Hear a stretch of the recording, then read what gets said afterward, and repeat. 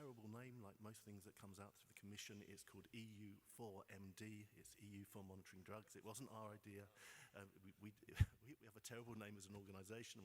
Most of our projects have equally, everything has to have at least one, if not two or three E's in it. I don't know, it's some sort of European rule.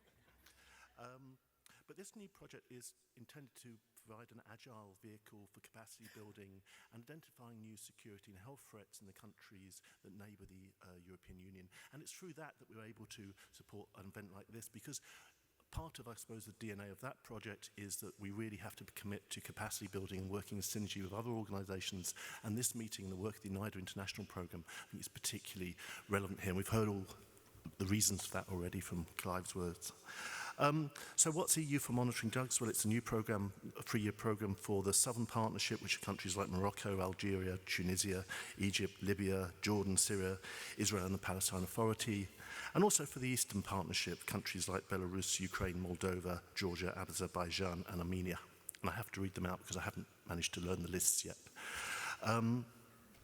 And so what we're trying to do there is both work with those countries to improve capacity in the addictions field, particularly the drugs field, but also use it as a vehicle for understanding a little bit about what's happening in terms of trends and developments in those countries.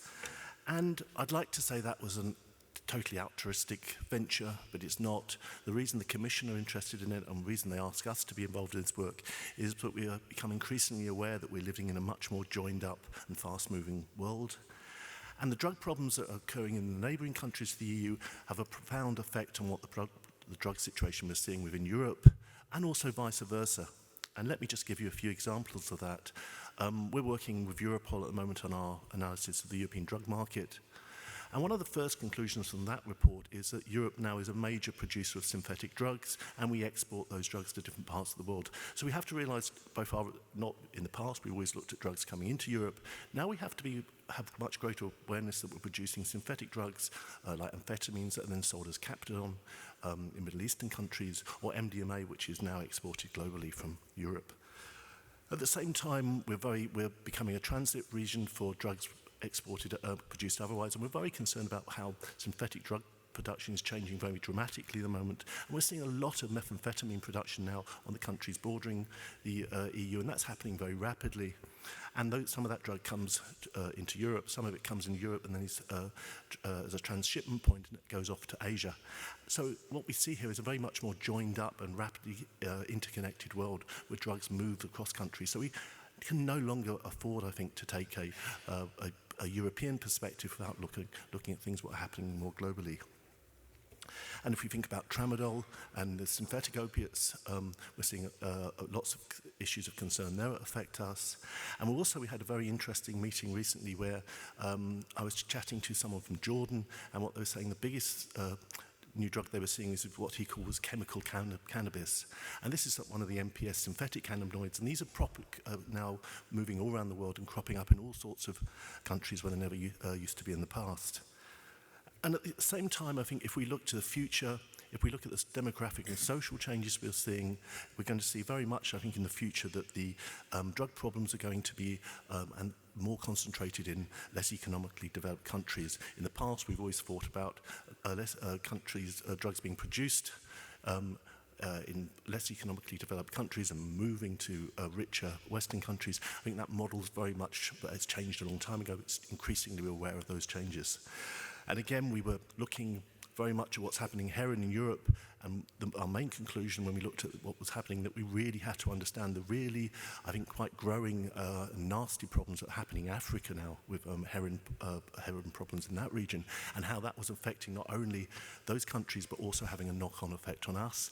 And from the Commission's perspective, it's not only the health problems, and it's the way that drug problems exacerbate other social and political problems, undermine development, and actually lead to instability in a region, again, which has implications that go far beyond the simple use of drugs themselves.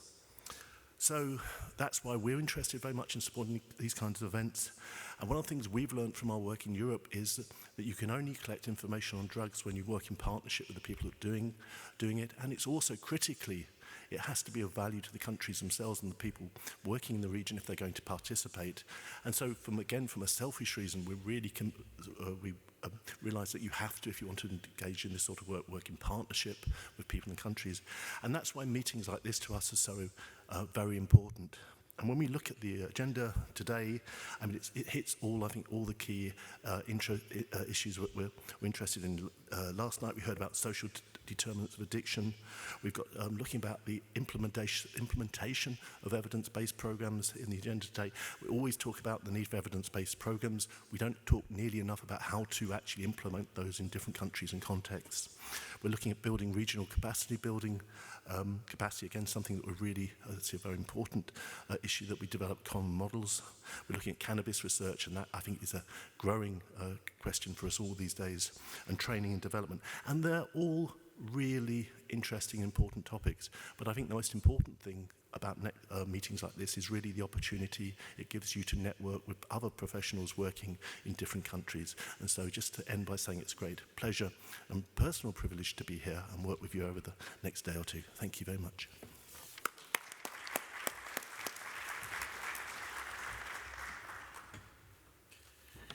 Thank you, Paul. You won't be able to get very far. Whose are these?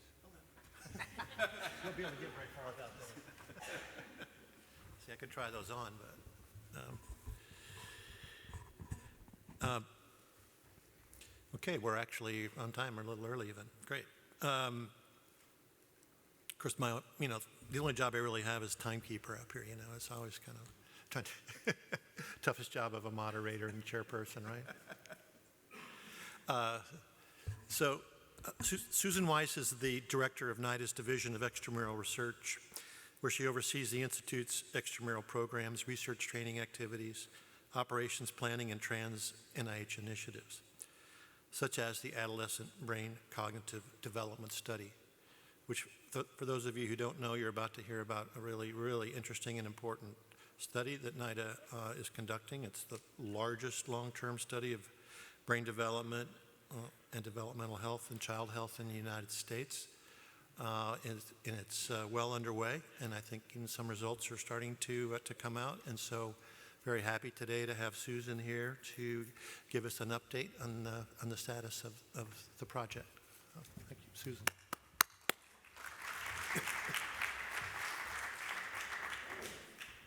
So here's the... Thanks, Steve, for the introduction. It is a pleasure to be here today and to talk a little bit about this study that we have been doing now for a couple of years.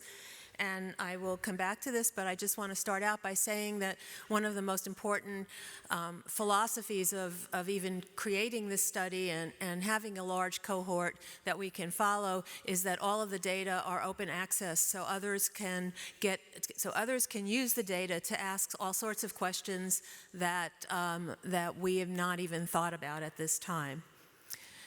So this is actually a large collaborative project. It involves a number of different institutes within the NIH, National Institutes of Health, and it also involves other agencies such as the National Science Foundation, the Centers for Disease Control and Prevention, and also the National Endowment for the Arts. And all of these agencies have varied interests, but all of them are interested in working with us in developing this cohort study and being able to have a better understanding overall of how adolescents develop and what are the many factors that contribute to outcomes.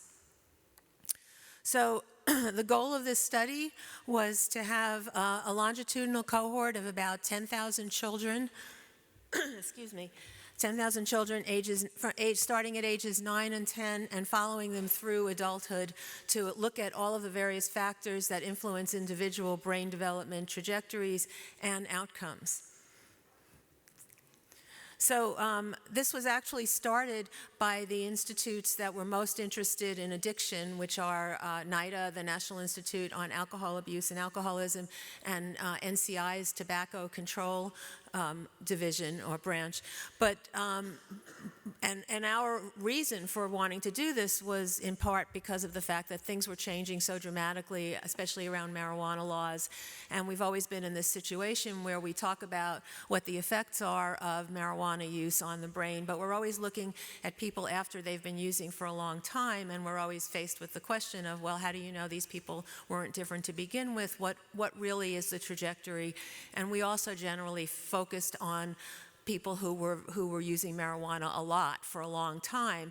And so again, we really know very little about, are there thresholds for concern, or, what are the patterns of use and patterns of co-use of other drugs.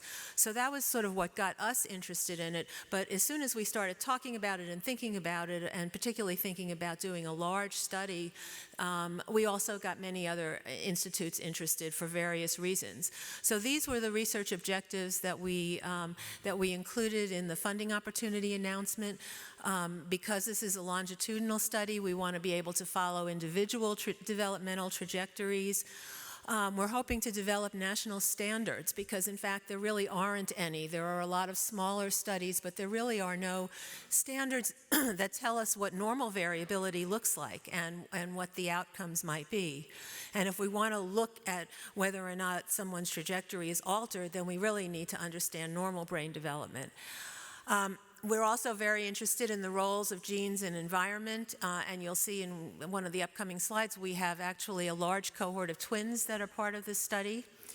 And we're interested in many, many factors. I mean, we can't study everything, but we're certainly interested in covering as much of the scope as we can. So we're interested in the effects of physical activity, sleep, screen time, sports involvement, sports injuries, and many other factors that can affect brain development. And of course, because the National Institute of Mental Health is one of our strongest collaborators, we're interested in, and this is also a time when many mental illnesses develop, we're very interested in looking at how that happens and what is the relationship between substance use and mental illness. And then we're interested in the effects of different substances and how they interact with each other and whether there are gateway effects and other sorts of combined effects. So in order to try and be as representative as we could of the country, and this is not a representative sample because we are funding sites in certain places. A representative sample would mean that we sort of randomly selected from around the country. That's not the case. We have a diverse sample. We have 21 sites around the country, but obviously we had to go to research sites that had the capacity to do these kinds of studies. But given that, we wanted to be as broad as we could. We decided to do school-based recruitment since most 9- and 10-year-olds are in school. And we also have a large group of twins. As I mentioned before, there are 4 sites within our 21 that are specializing in looking at twins, and they use twin registries to identify their twins. And we've actually managed to recruit 11,878 kids. This is with a 2-year recruitment, 2-year and 1-month recruitment window, which is outstanding. I mean, this really represents, fantastic work by a great bunch of investigators and research assistants, and really the number of people that are involved in this is quite large, and they are all extremely dedicated. We wanted to exceed the 10,000. We were hoping that our cohort would be 10,000 by the end of the 10 years, so we were always looking to exceed that. This is really kind of not beyond our wildest dreams, but in line with our wildest dreams. So just to give you a little bit of a sense of what the cohort looks like, what you see on the bottom left of the slide is the race and ethnicity of 9- and 10-year-olds in the United States from the American Community Survey, which is an annual survey, and it just gives us a general sense of what the ethnicity is like. And we tried, as I said, we tried to kind of match that as best we could in our sampling, given the fact that there are geographic constraints in terms of where our different sites are able to recruit from.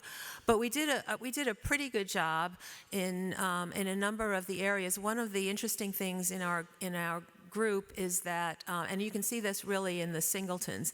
It's a little bit different in the twins and in the siblings, but the twins especially, it's difficult to match the U.S. demographics because a lot of twins are, they come from women who've had fertility treatments, and they tend to not necessarily be representative of a lot of the population.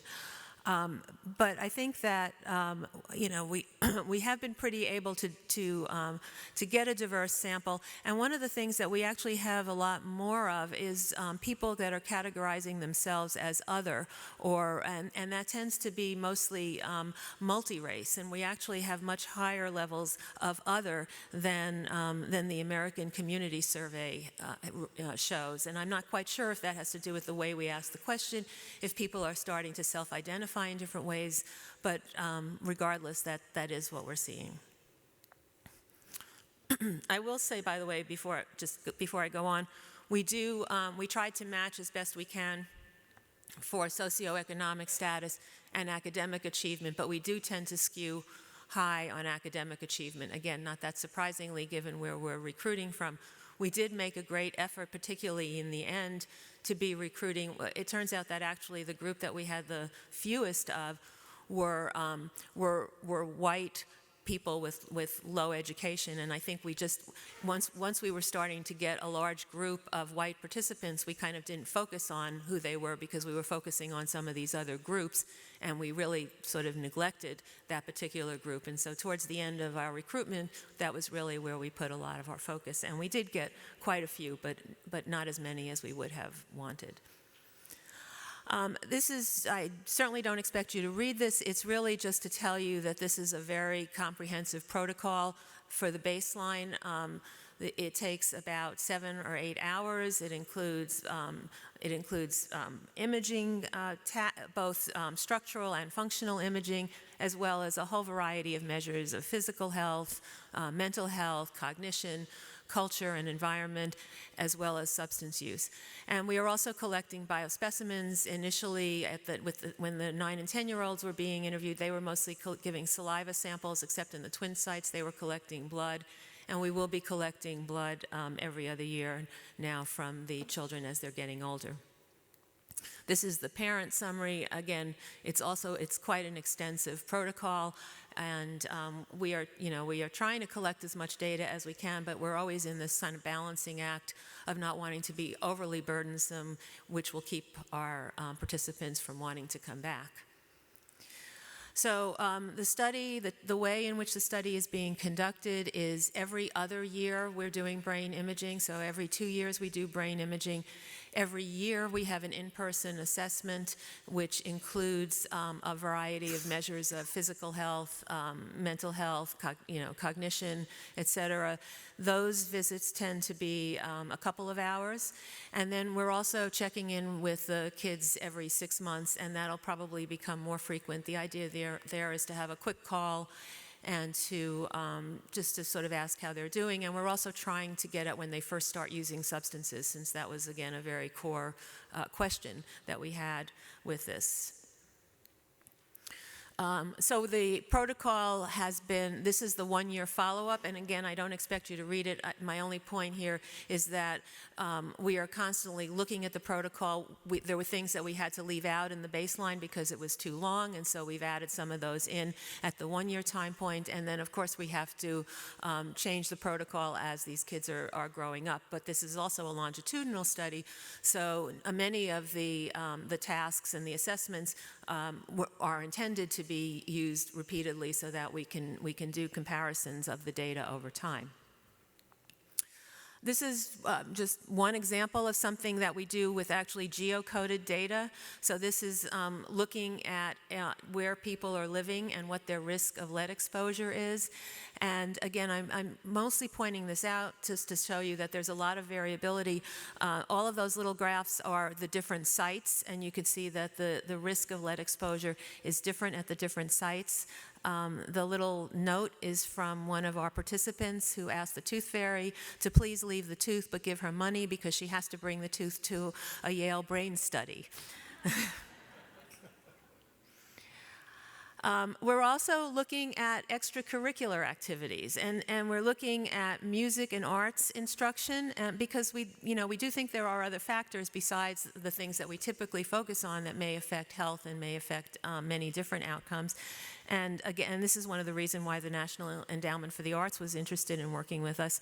So we are looking at the different types of extracurricular activities that kids are participating in, and we're also looking at their involvement in sports and in other types of extracurricular activities that involve some sort of exercise. And you can see that there is quite a dispersion of that across the cohort. The x-axis is the number of hours that they spend per week in these sorts of activities, the sports and other activities. So one just kind of interesting thing, I mean, there's many things you can do with the data, and I'm really just trying to give you a little bit of a flavor of it. And one of the things you can look at is sports by parental education, and this just tells us how important some of these variables may turn out to be. And what you can see is that when parental education is higher, then there tends to be more sports participation, with the one example being football. And as you all know, football has been getting a lot of attention lately because of the increased risk of traumatic brain injury or football injuries. And that is the one area where parental education doesn't seem to be associated with an increase in participation. Screen time is another area that we get asked about a lot, and people are really looking for something that they can, give, that's very simplistic, and where they can say to a parent, when your child is 9 to 10 years old, they should not spend more than 5 hours a week with screen time, and it's just not going to turn out to be that simple. So we are starting to look at screen time, and we looked at whether or not we looked at it in various ways, and in the upcoming surveys we're actually getting into more depth. But again, we were looking at how much time kids spent on different types of screen time, so watching videos, watching TV, playing video games, and we compared weekdays and weekends to see if there was much difference there. And what's of course interesting is also the gender effects, and again, this is probably not that surprising, but what we're seeing is boys are more likely to spend time playing video games than girls. And if you look at social media use, then what you find is, and these kids, most of them did not have phones yet, so probably their social media use is going to go up a lot in the next assessment. But here, what we're seeing is actually kind of the opposite. That girls tend to be right, the red is that not spending much time doing it, and that girls tend to be spending more time texting and visiting social media sites than boys do. And I will say that we've looked at brain imaging in relation to this, and there will be a presentation. I'll come back to this in a minute. If you're still here on Monday, that's going to cover some of that. But it's not going to be a simple pattern. It's not like you can say that those who are spending more time doing video games are, have poorer sleep. There's a gender effect. There's a lot of complexities to this issue, and the same thing is true with the imaging. We are able to see different patterns of imaging, but we don't really know yet what that means and how that relates to the overall brain development. So I think this is going to turn out to be a much more nuanced area than people are hoping it will be, but really it's not that surprising. We were hoping for a substance-naive group at baseline, and I think we have done. It turns out we haven't done. It turns out that we've been fortunate that most of this has been a fairly substance-naive group. On the left, what you see in those little pie charts are how many people had heard of or not heard of those substances, and you can see most people alcohol, tobacco, marijuana. But less so for other drugs. And actually, we include in the list of drugs something that's not a real drug because we want to see if people are making things up and just saying they've heard of it because they're trying to somehow create a certain impression. And we also looked at whether or not they're using drugs. And you can see that about 25% of these kids reported having a sip of alcohol, but very few reported a full drink or a puff of a cigarette. Now, I will say this is the first half. We've had data releases that have come out at different times. This is just the first 4,500 kids that were enrolled in the cohort. So these may change somewhat when you have the full cohort. And I would recommend, if you are around on Monday, there is a session from 3:30 to 5:30 in which there's going to be a greater discussion of some of the ABCD data, especially focusing on alcohol sipping and the social media findings. Looking at how many people have a family history of mental health problems, and you can see that it's not a small number, even though it's not the majority. That's with respect to depression. And this is just the cohort itself, what we see in terms of mental health problems. And as expected at this age, probably the largest numbers that we see are with respect to ADHD and oppositional defiant disorder. These are not diagnostic testing. These are coming from the kiddie SADS, and so these are really looking for certain symptoms that are associated with these disorders. Although we do collect information on medication use and on diagnoses, if in fact children have those diagnoses. We also asked about suicidal ideation and self-injurious behavior, and this was a real challenge because a lot of people really didn't want to do that. They were very uncomfortable with the idea of asking these kinds of questions. But we felt that there was already information from the CDC that children this age do consider suicide. And we are seeing, we're seeing kind of within the realm of what the CDC reports. We asked the child and we asked the parent because we, again, wanted to get a sense of whether or not, how much of a difference there is there. And the patterns are quite similar, but you can see that particularly around suicidal ideation and suicidal attempts, that the children report more than their parents do. If there is any indication that these children are in any imminent harm and considering suicide, we have procedures in place so that they are immediately connected with, they're immediately evaluated by a clinician, and that confidentiality is broken if there is any, and the children know this, that is broken if there is any sense of immediate harm or danger or abuse.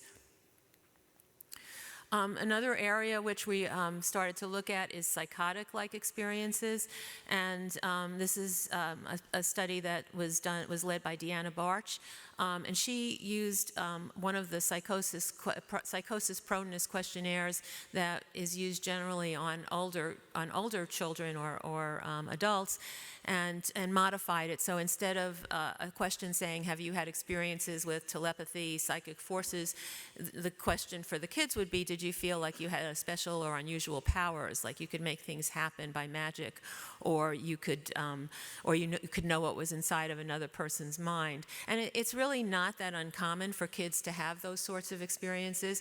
So she did ask, in addition to asking if they had those experiences, she asked whether or not they found them as distressing and whether they were bothered by those experiences. And she did get, there were a small portion of this cohort that did have these experiences. And also what's interesting is that when you look at their family history, those who had these experiences and were distressed by them also tended to have a greater likelihood of having a family history of psychotic disorders, but not depression or mania. So it does appear to be somewhat selective. We're really we're looking mostly at baseline data, so, all of this is to kind of give us a sense of what we can look for that may be predictive in the future, and obviously we don't know if this will be, but I think this is quite interesting. There were also some cognitive effects that were consistent with what you see in people that have psychosis. So this is really, I think, the most important thing. ABCD is an open science model. The goal is to have this be a resource for the entire scientific community. There is the fast-track neuroimaging data that's fairly unprocessed, and that's being released on a close to real-time basis after it's gone through some quality control. Then there is also a curated data release, and we have released the full baseline curated data release. That was done in April. We have these planned releases that are occurring at different times.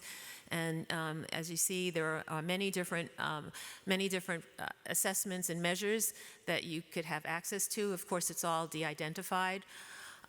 And we've also, our Data Analysis and Informatics Center created something called the DEEP, or the Data Exploration and Analysis Portal.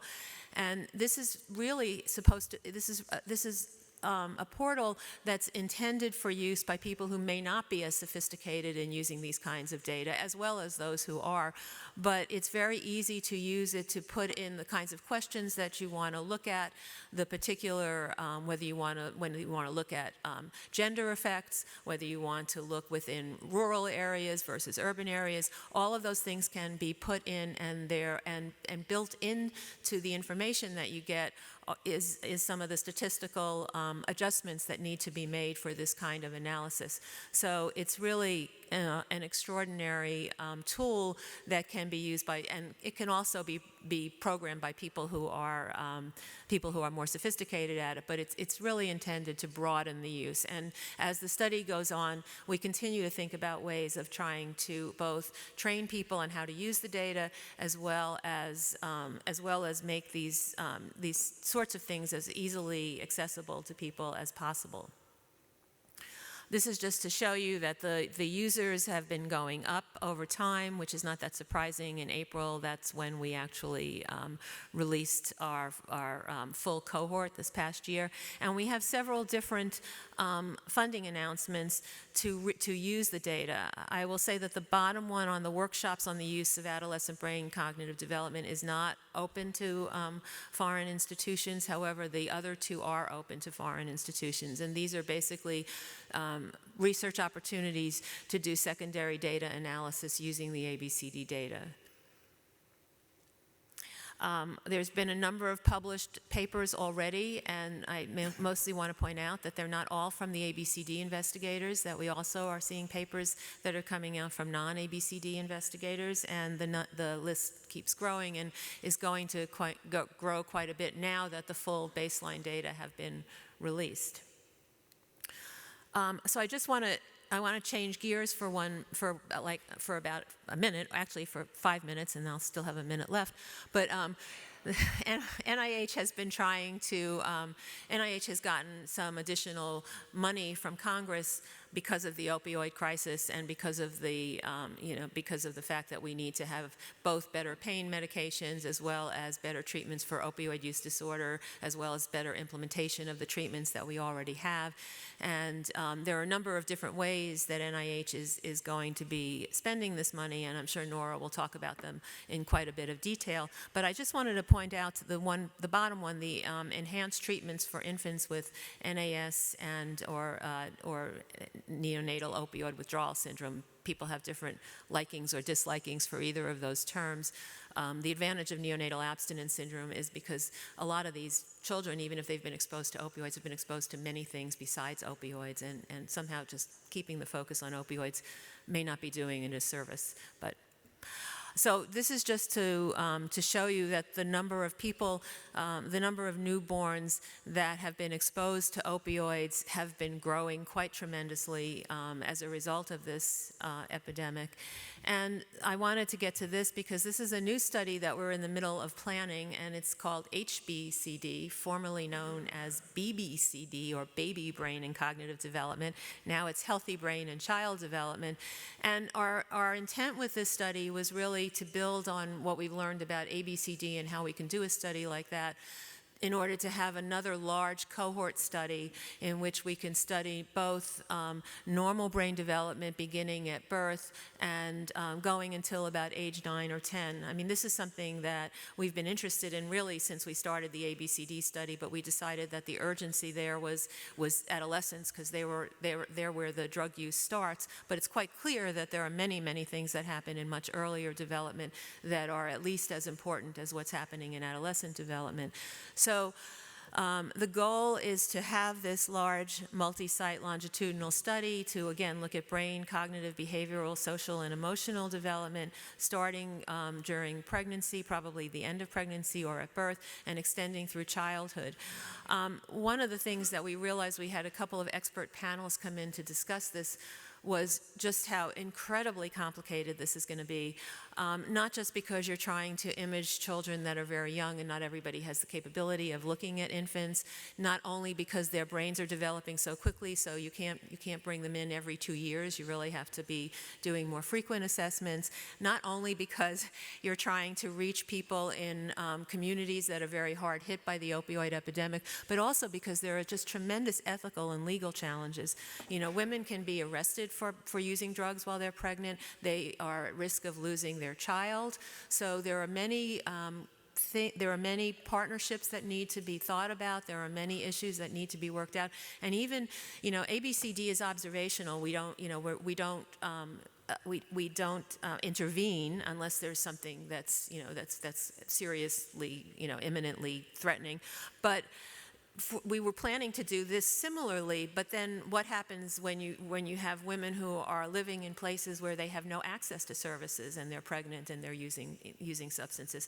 So there's a lot of issues that need to really be thought through very carefully. You know, people were worried about what happened with coke babies, you know, the crack babies, where there was really a misinterpretation of data, and it was, you know, and it was thought that cocaine was causing all of these babies that are going to have all kinds of problems, and really there were many factors, including the environment, nutrition, stress, all of these things that had a much larger effect on prenatal and infant development than did cocaine itself. Not that cocaine was okay, but we don't want to be running into those sorts of things. We need to make sure that we have proper controls. We need to be looking not just at all of the adverse environments that people are living in, but also what are the things that make them resilient? What are the things that make some children just, you know, do really well despite perhaps having some exposure to adverse events? So what we're doing right now is we decided to start with planning grants, and we're going to do planning grants for 1.5 years. Those are going to be reviewed. We already have the grants in. Those are going to be reviewed in July, and there will be several meetings that will occur after these grants have occurred. So we're asking people to sort of look at some of the things that we think are the most important components of doing this study, which include, you know, how to do the neuroimaging, having the capacity, how to reach some of these harder to reach communities, and how to be able to retain these, you know, populations for long periods of time, and then the really profound ethical and legal considerations that need to be thought of before the study is initiated. And then we're hoping that after these grants end, which they're slated to go for about 18 months, that we will have the full funding announcements out for the full cohort. It won't necessarily be the same people that are funded in the planning grants, but that will give people more time to both form consortia as well as, I think, work out some of these issues. And that is our plan, to try and do something which is similar in magnitude to the ABCD study, but far more complex. And I will end there, and I've got 49 seconds.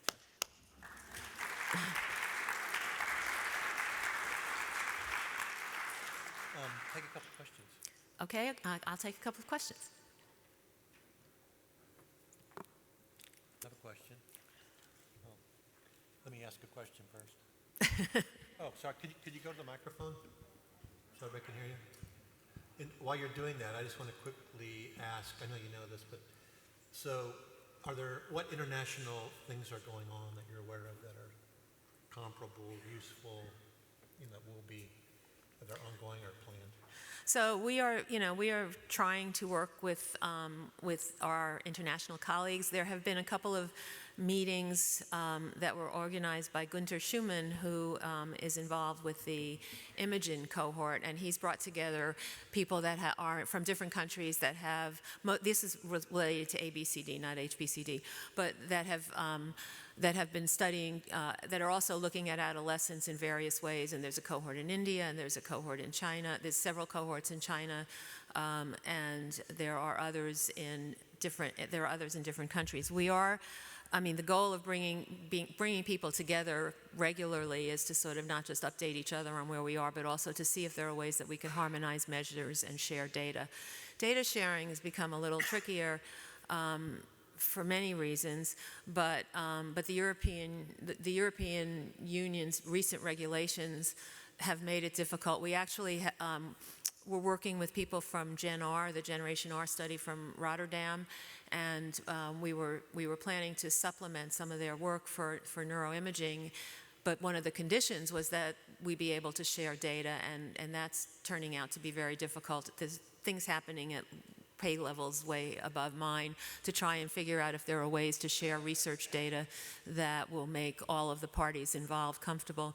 But I think that's, you know, and there are other possibilities. There are also people that are working on sort of ways of having federalized data sets, but that still can somehow be shared without the data actually leaving one place or another, and it would still be anonymized. So we all agree that it's actually crucial because there are many different considerations, and we will learn a whole lot more if we can look at what's going on in other countries. And there are a number of other countries that are putting money into this. We're still trying to figure out what's the best way to coordinate. We make available all of our protocols to anybody that's interested. There's a group in China that is interested in doing something like ABCD. They actually came for a visit and, you know, to learn exactly what we do and how we do it. So, you know, we're certainly willing to share everything, but I think the data sharing is still a challenge. Is the microphone on? It is. My question is about brain imaging. I was just wondering if you have a special protocol for telling parents if there are problems you see in brain imaging of the infants or the children. Yes, we have a pediatric pediatric radiologist who reviews all of the images all of the structural images that we get for each child, and we have a categorization from 0 to 4, and if any anomalies are seen, and 4 is, you know, absolutely contact the person immediately, hook them up with the appropriate neurologist or neurosurgeon or whatever is needed. 3 sort of requires additional input from pediatric neurologists to see whether this is something that may really need an intervention. 1 and 2, usually we don't necessarily provide that information to parents because they're usually modest findings and we don't really know what they mean, but anything where there can be something serious, and there actually have been several, I mean, when you've got this many children, there have been several tumors that were discovered and some serious problems that were discovered. You know, we tell them when they are participating that we're not doing a clinical, you know, MRI, but we do make sure that all of those are read by a pediatric radiologist that can tell us that. Okay, one more question? I'm Nanda from Myanmar. My question is how to deal with what happens when some of the cohort your kids are very high risk. Do you have any kind of interruption? This is my So we don't. Again, we're hoping to get a range of risk, and that will include some of the kids that are going to be high risk. And we don't do any specific interventions. We always give information to families about mental health services in the area and substance abuse services in the area, but we don't intervene unless we have unless there is an imminent threat of either suicide, homicide, or physical abuse or sexual abuse. We have both an OSMB, which is like a DSMB, except it's for observational studies, so it's an observational study monitoring board.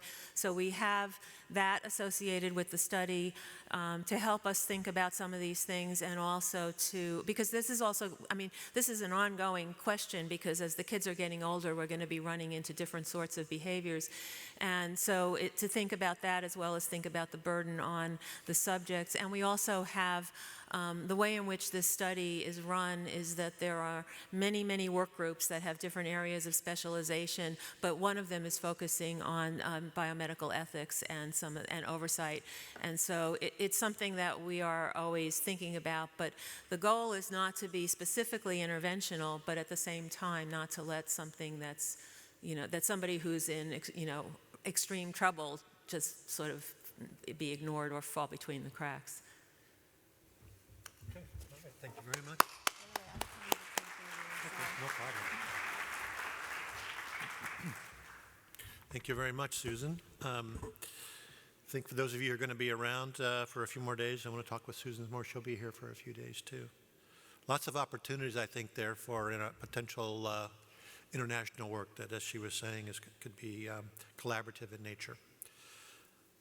Our next speaker is Maria Hines, who's the acting chief of the Inter-American Observatory on Drugs at the Organization of American States. A frequent partner with the NIDA International Program, Maria has helped launch several NIDA CCAD initiatives, including REDLA, the Latin American Epidemiology Group. Through her efforts, Latin American researchers have adopted standardized data collection methods that result in objective, reliable, and comparative information to inform research services and policy. And she's agreed to be with us today here to give us an update on CCAD activities. Maria.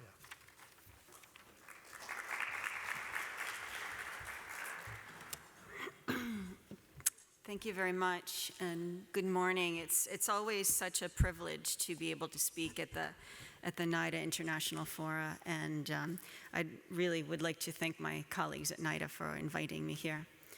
So I'm going to give an overview of some of the work that we're doing at CCAD, and I'm trying to keep it more data side because I know this is a data group. But first, to explain who we are and what we do. I work for the Inter-American Drug Abuse Control Commission. That is a technical commission focused on drugs. It is part of the Organization of American States. If you are not familiar with the OAS, think of us as something like the UN, but just for the countries of the Americas. And the Drug Control Commission would be parallel to UNODC, but much smaller. We're about 30 people in total at CCAD. And in the observatory where I work, which is the research unit, there are 4 of us right now. And our job is to support and oversee drug research across all the countries in the Americas, so you can imagine we're very busy. I'm going to present some of the data that we have on drug use from the Americas. This is from our report, which was released in March of 2019, and hopefully along the way be able to explain a little bit about how our drug information network functions. So the first thing, before we go into the 4 main areas, what I want to explain about CCAD is that every country we work with, and we have 34 member states, has what we call a National Drug Commission. That is basically like the Office of National Drug Control Policy here. And ideally, every country also has a research office, which we call our National Observatory. It's an English translation of a Spanish word. I'm not going to go into why it sounds weird in English, but it makes sense in Spanish. And those observatories are the entities that provide us the data that we work with and I'm presenting with you. So reviewing drug use in the Americas and focusing on secondary school students, general population surveys, and university surveys, we identified 4 main areas that we see as relevant to hemispheric drug policy. First of all, we do have trends in drug use, not from every country. You will see that in a few minutes. But one of the big issues that we've been touting for many years is that drug use seems to be occurring earlier and earlier, younger and younger ages. And we're noticing more different patterns about drug use by sex, which I'll explain shortly too, and some of the new challenges that we're facing in our region. So looking at early onset, one of the things we see, drug use appearing in younger and younger age groups. In the secondary school students, we're seeing more 8th graders using different substances than we have in the past. Each year it seems to get a little bit more. And of course, as you know, and of course was just presented with the ABCD, the younger people begin using, the greater the health risks and other consequences over time. And so prevention and interventions that can delay that age of onset are something we're really trying to push in our region. Other trends we're seeing is that in secondary school or high school students, we're seeing, at least among the countries that have trend data, increases in marijuana use. Cannabis, also in the general population, is increasing. The good news is tobacco seems to be going down in almost every country that we look at. There is a caveat here, though, which is that we do not have consistent data on alternative nicotine use devices, so we cannot say for certain if that gap is being filled with other types of use. When we get to cocaine in the region, about half the countries show increases in cocaine use in the general population. When we look at high school students, there's more variability. Some countries increase, others decrease, others it's about the same. We don't really have a clear pattern on that. But I do want to mention that our partners at UNODC and the World Drug Report have indicated that other indicators are telling them that the drug market itself is quite hot in Latin America. So although we're not seeing major changes and increases in use on a broad scale, the market and the potential for that is there. So early use, what does early use look like? And I'm just trying to give you examples because it is a 300-page report and we can't go into all of it. But if we look at past year prevalence of cocaine use among secondary school students, this is one of the populations where we have consistent data from all of the different countries that we work with. We can see high levels of use, 8th, 10th, and 12th grade. One of the things that's been changing in the past 5 or 6 years is, in the old days, in the 80s and the 90s, you could always count on the United States having higher drug use than anywhere else in the region. But that's not actually the case any longer. And we're seeing countries in South America that have higher cocaine use than in the US or in Canada. This is a change, of course, that is a big concern, especially with cocaine. But thinking about cocaine and the markets and so on, South America has the dubious honor of being the sole source of all cocaine for the entire world. So it maybe isn't a big surprise that this is a drug that circulates quite a bit, and even among our younger age groups. I didn't bring any slides on crack or on crack-like substances such as pasta base, bazuco, and merla, and so on from Brazil. But we do see similar patterns. These are consistent drugs that are used among even our youngest groups in the general population and other populations. And another thought about early use is that although alcohol is one of the substances where we're seeing stable or even declining use in a lot of countries, if we look at the high-risk use, so what I have here is binge drinking among secondary school students. If you look at past month users, binge drinking is about half of those users across the board, regardless of what the prevalence is in the country. So your prevalence might be 50% of your high school students, it might be 2% of your high school students. But if you look at the past month users in any country, across the board, about half of them will have engaged in binge drinking in the 2 weeks prior to the survey. So in our report, we don't combine trends. We leave them country by country, and there's some reasons for this. And you can actually see, if you were to look at, these are past year prevalence of marijuana in high school students. One of the challenges we have is that there are very different years when studies are carried out in countries. We don't have control over that. Some countries have more data than others. We consider, in order to call something a trend, a minimum of 3 data points. And so some countries have just 3 data points. However, since this is a special group, I did something that is not in the report for you. And assuming, and these are all time adjusted, so assuming that the trend is consistent over time, so I had to fill in some gaps here, this is what the trends would look like if we were to put them all together in the same scale. And what you can see is, although there's a couple countries that maybe are stable or decreasing, for the most part we're seeing increases in marijuana use among high school students in the region. This is not in the report, this is just for you guys. Another one of the issues that we are seeing is use by sex, is something that more and more is drawing our attention. And It says here changes in use, and we called it changes in our report, but really, I don't think we're talking about changes. I think we're talking about patterns that have been around for a long time, but we just haven't been paying a lot of attention to.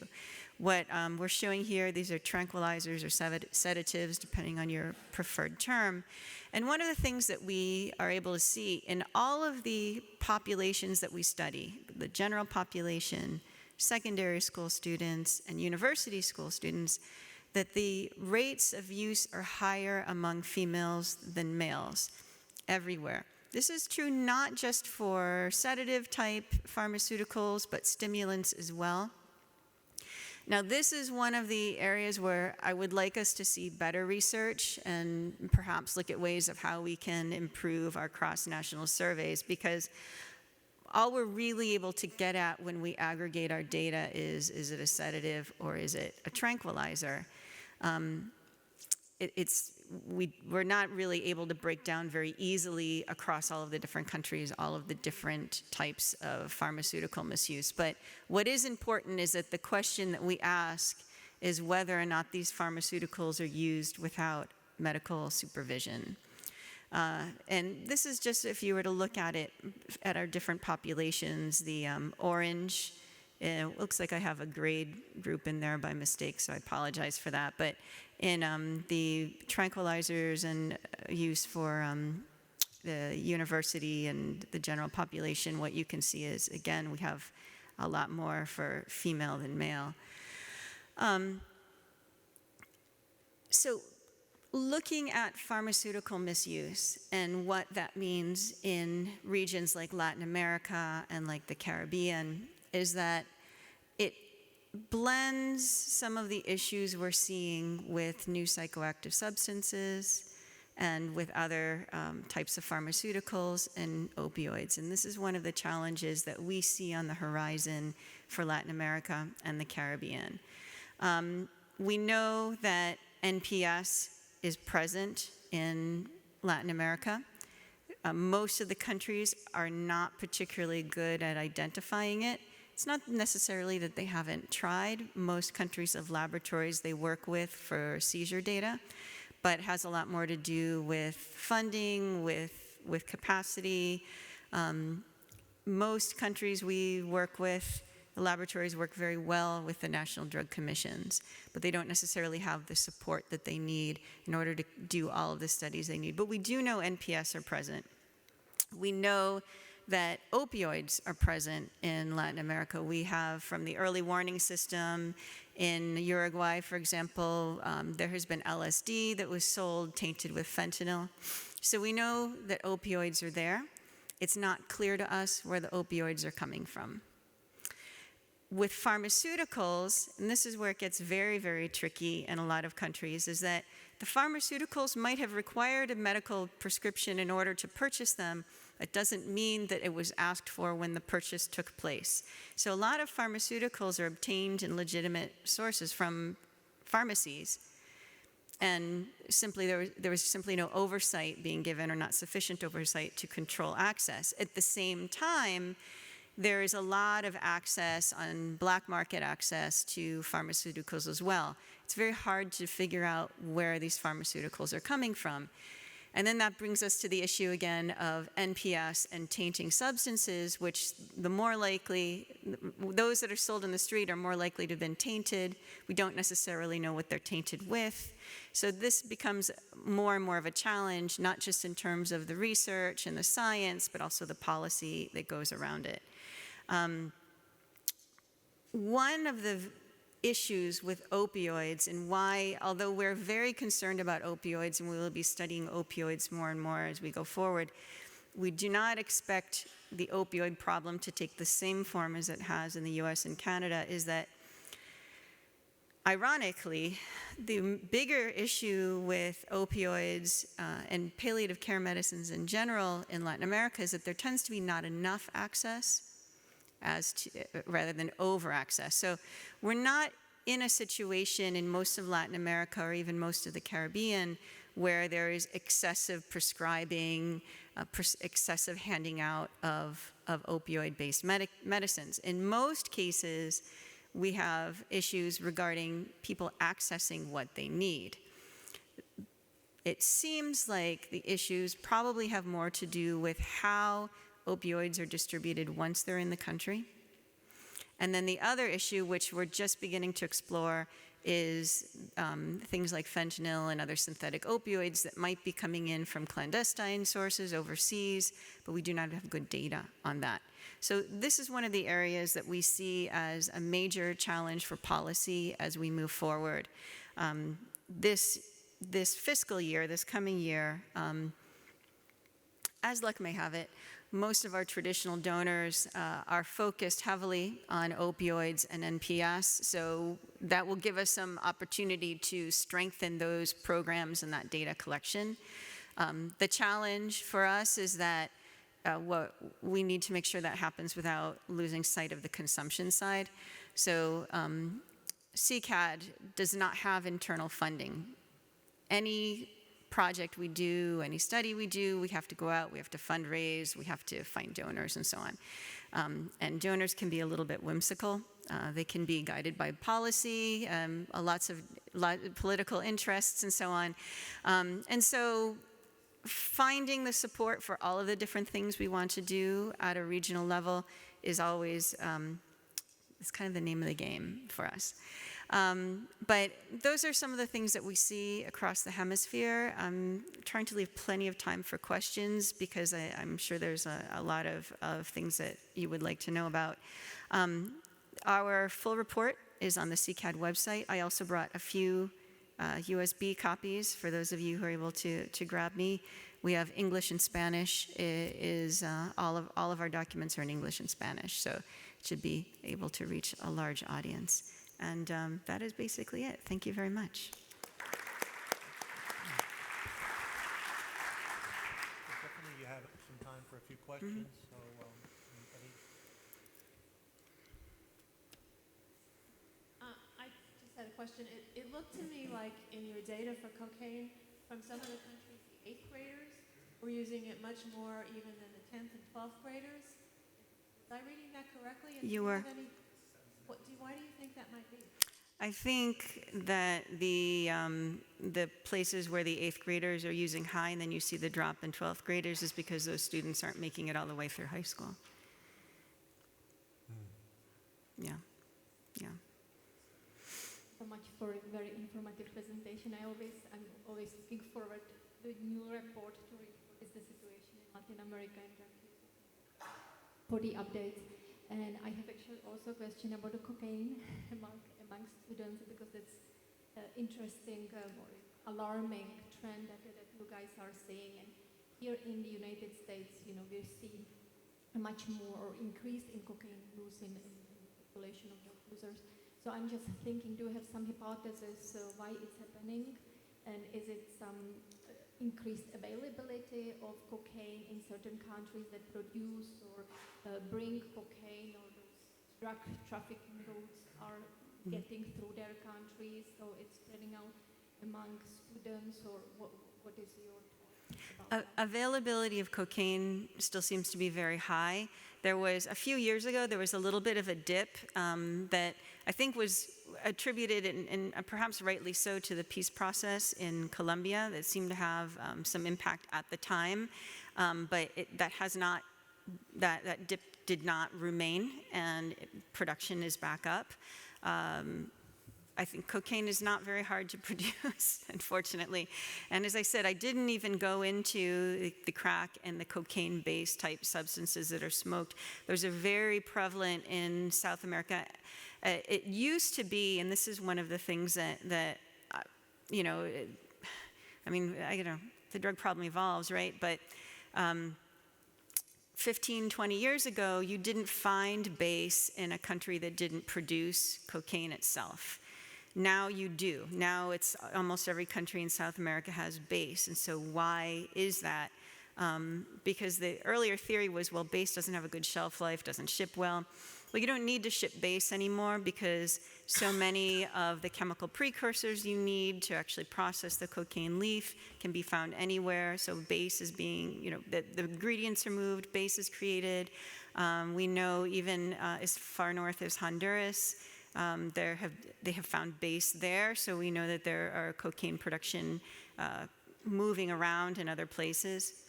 But availability is high. It continues to be high. And as I said, the UN has indicated that the market itself for cocaine is quite hot. There's also been more cocaine in Europe, I understand, so they have broadened their user base and clientele, and it just hasn't gone away.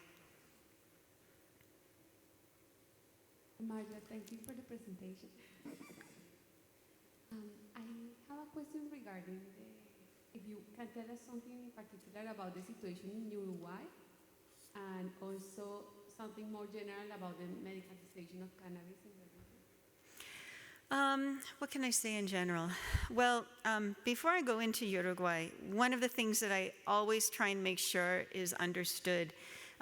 So those of you who perhaps don't understand the context of the question, a few years ago, about 2 years ago, Uruguay implemented a legalization law for marijuana and creating specific dispensaries for where marijuana can be obtained legally and provided some permissions for home growth and so on. What I want to make sure is very clear about Uruguay and its drug law is that the drug law was not intended to reduce prevalence of marijuana use in any significant group. The intention of the law was to move the marijuana market away from the black market. And the theory behind that was that if you could remove this large base of users away from contact with the black market, then they would have less contact with other drugs of concern, of harder drugs.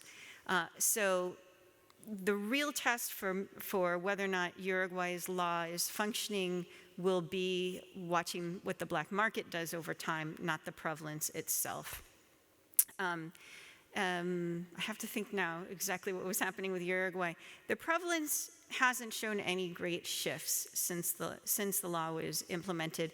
However, I think the data that is in our report is actually from just before or the same year that it was implemented, so you wouldn't be able to see that anyway from this data. But again, for thinking about Uruguay, the real question you should be asking is what is happening with the black market, not so much the prevalence. Just one other question. Inhalants, look at that, and I thought used to be fairly prevalent, especially in Mexico. Yes, indeed. That is a great question. I didn't show any inhalant slides. We do ask about inhalants. Inhalant use is very high in some of our countries. Some of them it's gone down. Brazil used to be an outlier for inhalant use in South America. They aren't so much now. It's gone down a little bit. The Caribbean has very high rates of use, so high that we want to go back and make sure people are understanding the questions. However, I should say when we ask people in the countries if they think that inhalant use as it appears in our report is real, they tend to agree. But we see rates like 10, 15% or higher in a few countries of past year inhalant use, which is pretty high. Mexico also has always had fairly high inhalant use rates. But yes, that is something we look at. Hello, I'm Juan Borda. I'm a Colombian psychiatrist. Hi. So my question was if you have analyzed the prevalence data between countries and within countries, considering some social determinants as economic inequalities and poverty, and what are the results for Latin America? So that's a very good question. If you were present for the presentation yesterday that had to do with disparities in health, I got a phone call from my daughter in the middle of it and had to run out of the room. But if I had not had that call, what I would have said during the question and answer area was about 15 years ago, we did a set of studies on the economic impact of the drug problem. Colombia was not one of the countries that participated. However, what I would say is of I think it was 7 countries that did collect data on this, the results they had were fairly consistent with other countries in the world. And what that was showing was that drug use seems to increase as GDP increases, so access to and have income and so on to be able to address the drug problem is absolutely an issue. We did a follow-up paper a few years later, looking at the Human Development Index and drug use. And again, as development goes up, drug use tends to go up. So, and pointing at what the doctor yesterday described as the dark side of development, we definitely see that as well. We at CCAD, when we do our analysis and we do our reports, do not look internally inside the country because our job is to provide the hemispheric view. However, all of the methodologies, the standardized methodologies that are used, allow the countries to break down their data geographically within the country. Colombia actually does this extremely well. So one of the issues with Colombia in the last 10 years or so has been the appearance of heroin. Colombia was the first country in South America where we started seeing statistically significant prevalence of heroin use. They're still the only one that I would say it's statistically significant, but they're not the only country where it is present now. The heroin has moved south from Colombia on down. But going back to Colombia, what we were able to see from the national data is that the heroin use began all around the areas where heroin was being produced. And so the access issue is absolutely there. Now, I hope that I am recalling correctly the way this was described to me by my Colombian counterparts, but there was a belief that a lot of these people were in fact people who worked in some way related to the drug trade and maybe were being paid in drugs, and that was where some of the addiction began. It began growing from there. At the time, it was very high quality heroin, and so it was tended to be smoked. So what happened was then you had this population that was smoking heroin that became dependent on heroin, and as the quality fluctuates over time, many of them began turning to injections, so we started seeing an injection problem in Colombia as well. So those are some of the issues that you would see particular to Colombia. I'm sure there's plenty of more, but I don't have them right at the top of my head. The short answer to your question is, assuming the countries are following the standardized methodologies as they should, they're perfectly capable of breaking down geographically and looking at specific risk factors that are in the surveys. Not all the countries break it down that way when they do their national reports, so it is up to them. But the capacity is definitely there. And when we do our reports, we report at the broad hemispheric level. We don't usually go deeper than that. If we had more people and more time and more money, we probably would. But there's just 4 of us. Give me one more quick one. George? What are the driving the marijuana legalization in the U.S. in addition to the potential medical use remains to be seen?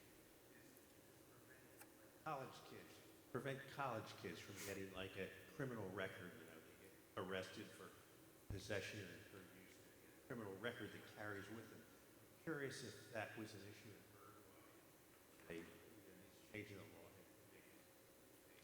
That was being looked at. I know. I just want to make sure I understood because the mic was dropping a bit. So the question is whether, like in the United States, a lot of the motivation of decriminalizing is so that college-age students aren't being arrested. Prevent non-criminals from getting a lifetime criminal record.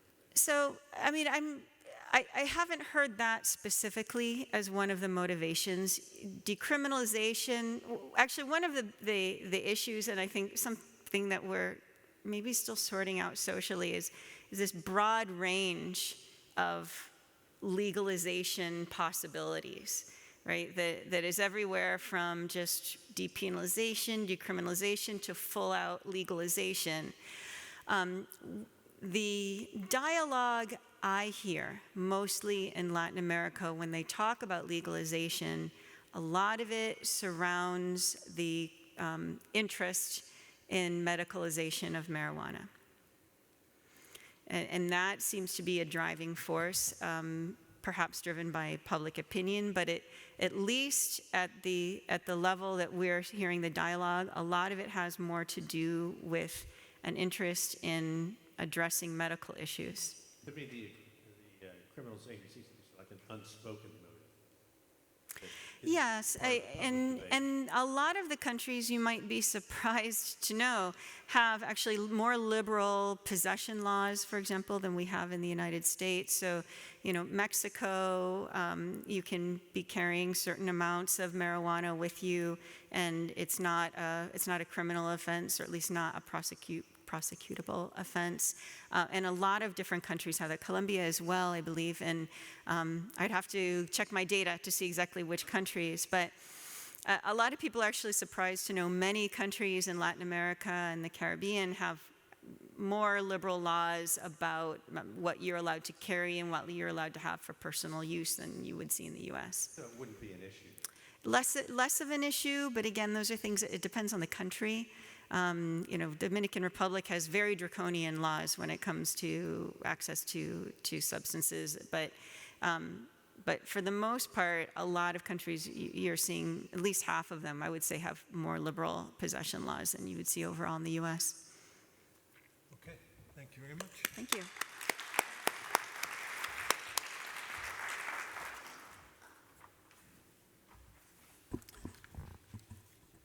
Thank you, Maria. So even though we're talking about marijuana there at the end, I think tobacco remains certainly the most prevalent harmful substance used around the world. And we're lucky today to have Mona Johnson here with us. She leads an innovative online education and knowledge management program for the Society for Research on Nicotine and Tobacco. She coordinates efforts by more than 140 SRNT member volunteers from 20 countries who are developing tools for SRNT University, which we're going to hear a little bit more about.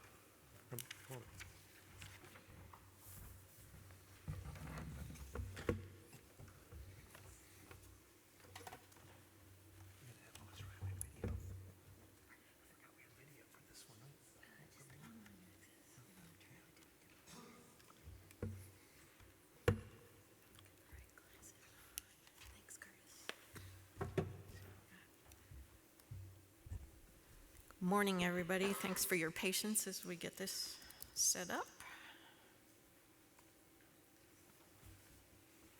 Okay, Curtis, just say cancel.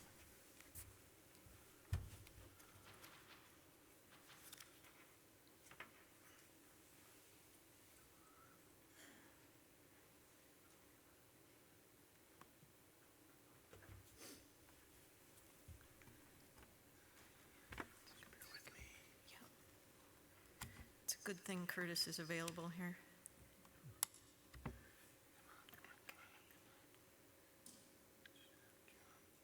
Here we go.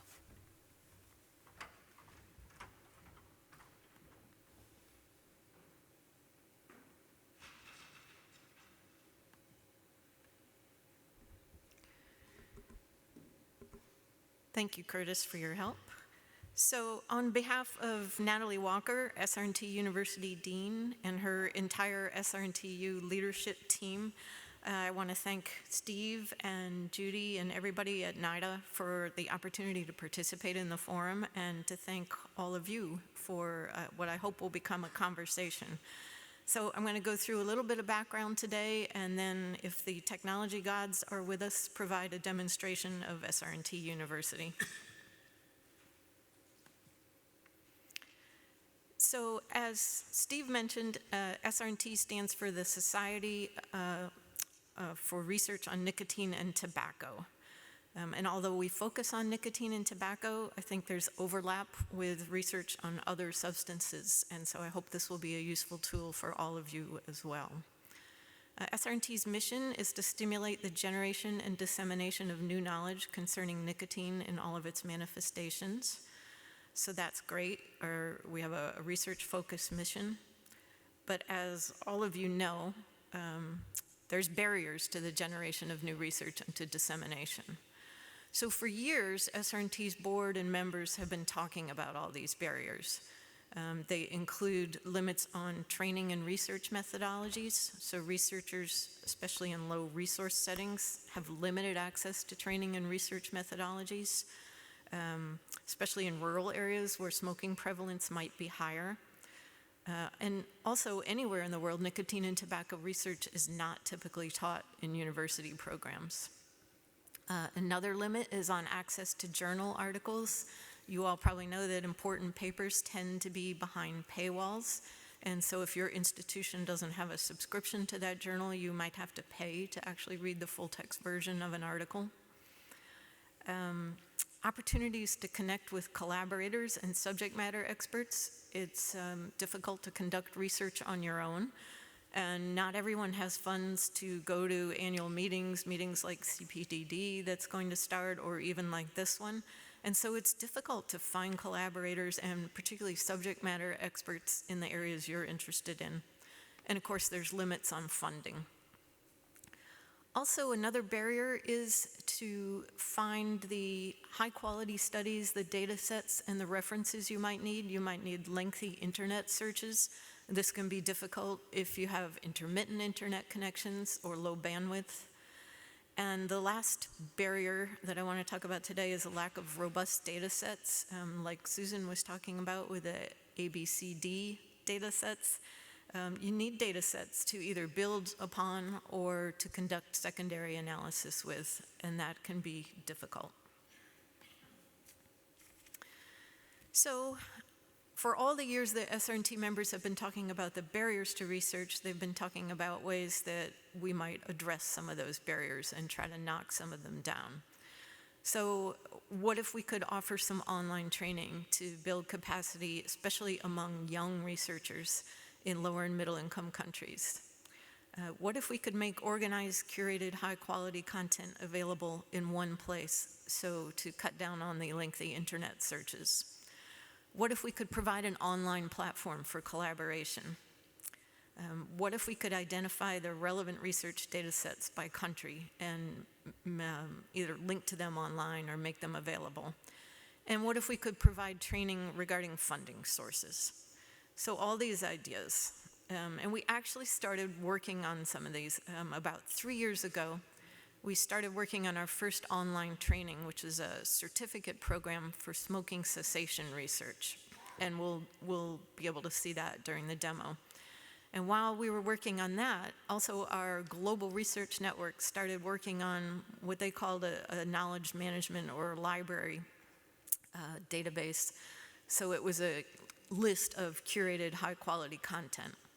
So we had these two things, some training certificate program and then this curated list, and they needed some place to live. So SRNT University was born. And SRNT University is really a hub for information and training for nicotine and tobacco research and related areas research. And it encompasses both a virtual library, so an open source of curated information, and then a virtual classroom, so a place where you can learn the relevant skills and knowledge. In a minute, we'll go take a look at some examples, but I want to talk just generally about what's in SRNT University. On the library side, we have some topical sections. So probably like other groups, SRNT's membership is pretty diverse, but it tends to fall into 4 buckets. Those who are interested in preclinical research or basic science, clinical research, so the treatment areas, public health research, and policy research. And so we have a topical section for each of those areas in the library. Also in the library, there's a big section on research methodologies and skills, and we'll take a look at that. There's a tools and resources section. That's a new section that we're working to build out. There's selected content from SRNT's journal, Nicotine and Tobacco Research, and there's some theme collections, and we'll look at our first theme collection in a little bit. So that's the library side. And on the classroom side, we have some seminars, some recorded webinars, the certificate program I talked about, coming soon, a journal club, and some mini courses. So now, I'm going to try to get to the demo portion here.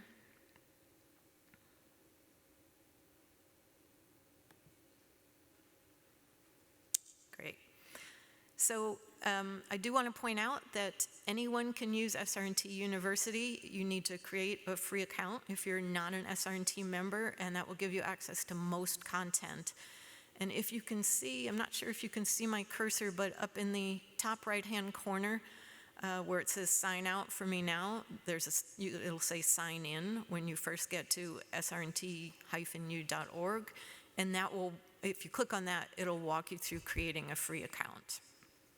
So once you have your free account and you're signed in, I would recommend that you go to the library. It's where all the content lives, whether it's the classroom content or the library content.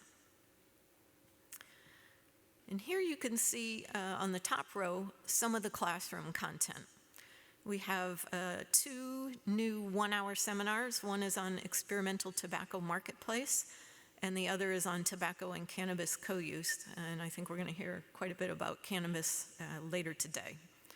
So we'll take a look first at the experimental tobacco marketplace seminar.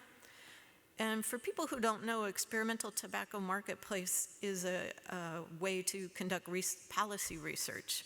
And for nicotine and tobacco research, it's used to try to forecast how people who smoke under different hypothetical situations might respond to new products or policies.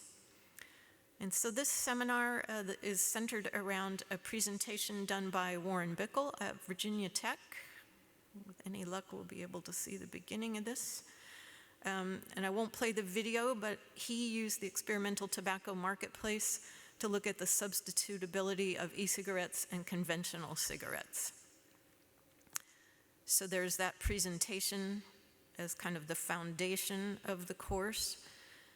And then also the course or seminar has a very small purchase task exercise for learners to take, some recommended reading, so those are links out to articles that are open access, an audio summary by SR&T University leadership, and then a short quiz. It's just 5 questions, multiple choice, but a way for you to test your learning. A seminar evaluation to tell us what you thought about the seminar and ways that we could improve it. And then if you complete both the quiz and the evaluation, you can earn a certificate of completion. And then for those who want to take maybe a deeper dive into the content, there's some further reading. So that's the electronic tobacco marketplace seminar. The second 1-hour seminar that might be of interest to you all is the Tobacco and Co-Use in Adults seminar. Here it's centered around 3 presentations, 1 on Canada and 2 in the US, about co-use of tobacco and cannabis. Like the other seminar, there's some recommended reading. There's an audio summary from SR&TU leadership, a quiz and evaluation, you can get a certificate, and then again, some optional reading. So those are our 2 new 1-hour seminars. Then I want to talk about this smoking cessation research certificate program that we've developed over the last, 2.5, almost 3 years. This is introductory level training on research methods that are suitable for smoking cessation research. But I believe that quite a bit of the material in here would be relevant for other research as well.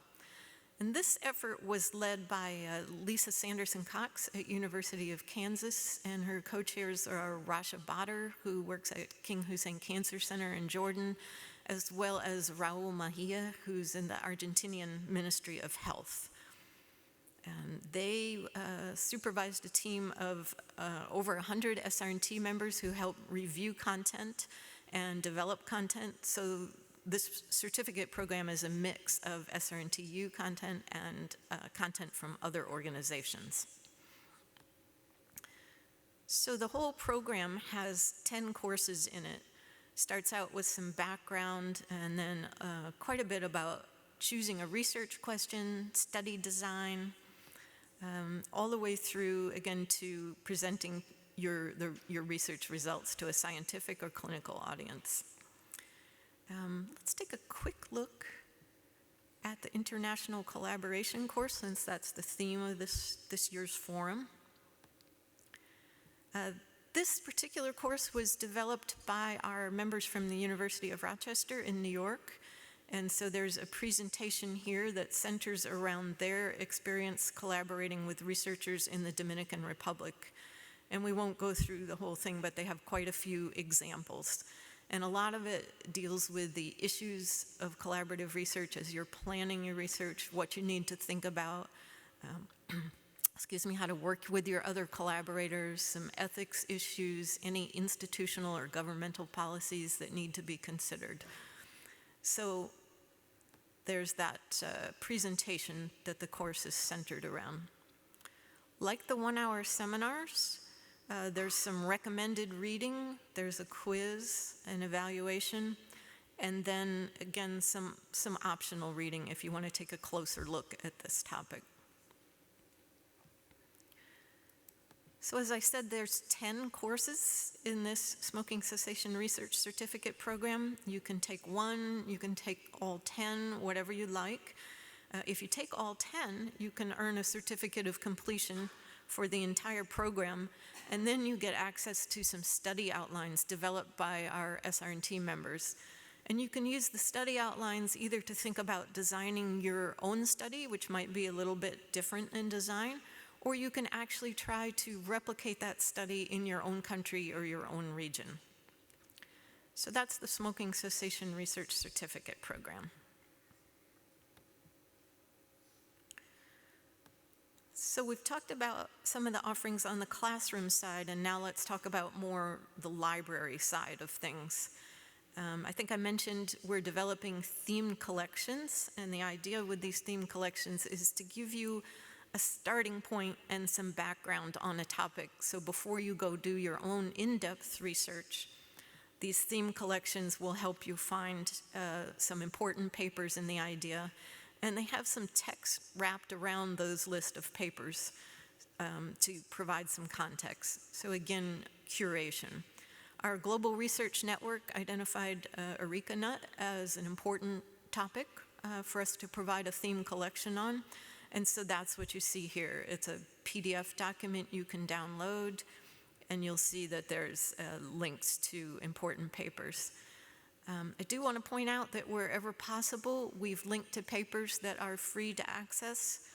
On occasion, there's an important paper that is not free, and so we've just noted that it requires a subscription or payment to view the full text version. So that's a themed collection.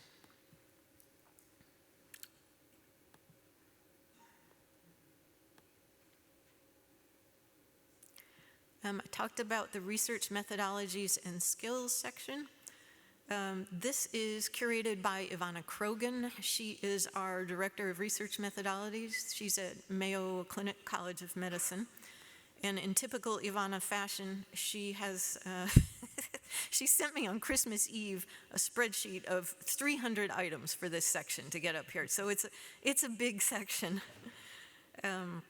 Let's see, what did I want to point out in here? It's everything from when you're just starting to think about doing a research project, to funding, to ethics, how to develop your research question and design your study, how to collect data, how to analyze data, and then how to present the results. And I'll just dive into one of these sections, writing for scientific articles. I know some of you were in the workshop yesterday that Rich provided on Ice Age, and you'll notice that we do link to some of their material on their website here. So you'll see that there.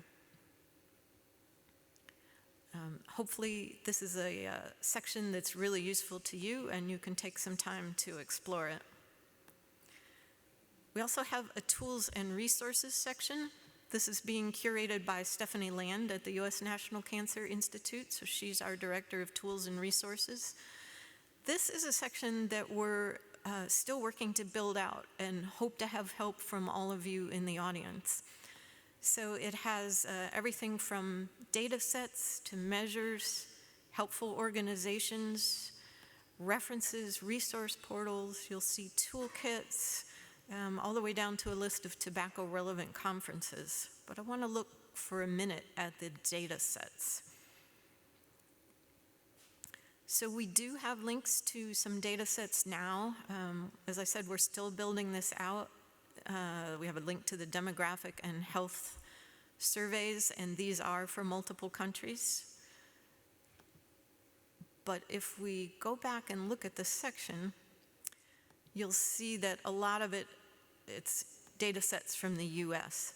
So this is where we could use your help. I'll be around through the Monday night poster session. If you have suggestions for data sets for us to include that are from countries outside the US, we'd be grateful for those suggestions. So that's the tools and resources section.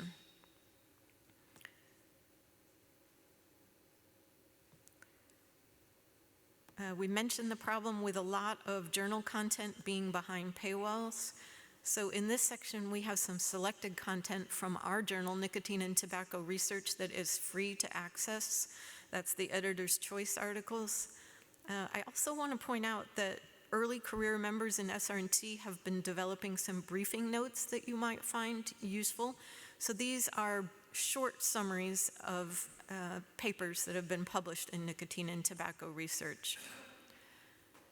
And they have usually some background, a bit about the methodologies, the key findings, and then a link to the full text article. So those are the briefing notes on nicotine and tobacco research articles.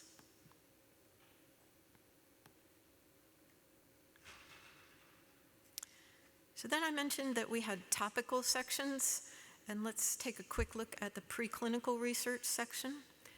This is curated by Outi Salminen at the University of Helsinki in Finland, so she's our director of preclinical research.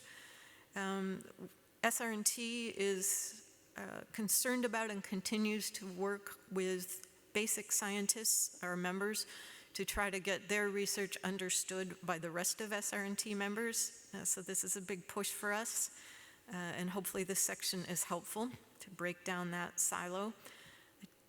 Take one look here. There's been a lot of research published about genetics of smoking. And I want to point out one editorial here in Nicotine and Tobacco Research that's open access and might be of interest to you all. It is about tobacco genomics, this editorial. It's written by some of the members of our Genetics and Omics Network, but it also talks about the genomics related to alcohol abuse as well, so that might be of interest to you. So that's a quick sampling of the preclinical research section. There's a clinical research section that's curated by Alicia Allen at the University of Arizona. I think we probably all understand what the treatment is and what some of the topics are, but we can take a quick look at behavioral approach. And I did want to point out, what did I want to look at here? Oh, that I thought that this might be of interest to this group. There's a systematic review published in Nicotine and Tobacco Research on smoking cessation interventions for adults in substance abuse treatment or recovery. And so there's a link to the full text version of that paper in SR&T University.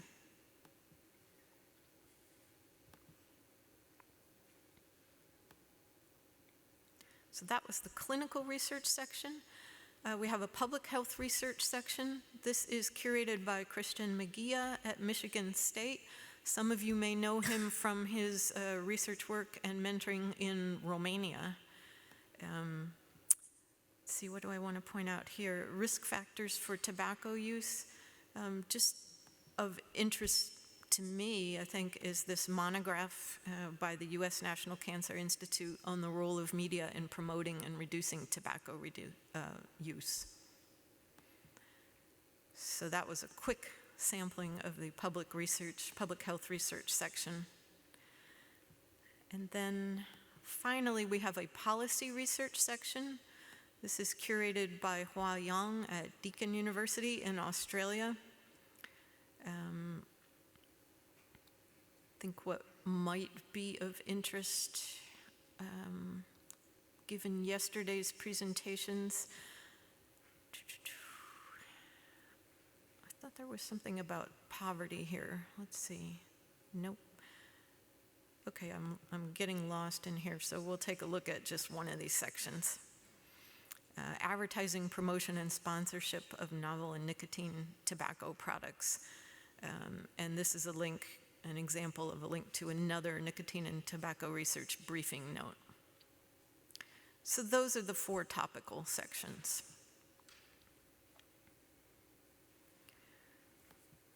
So if I go back to our presentation. So we did a kind of a quick look at some of the content of SR&T University.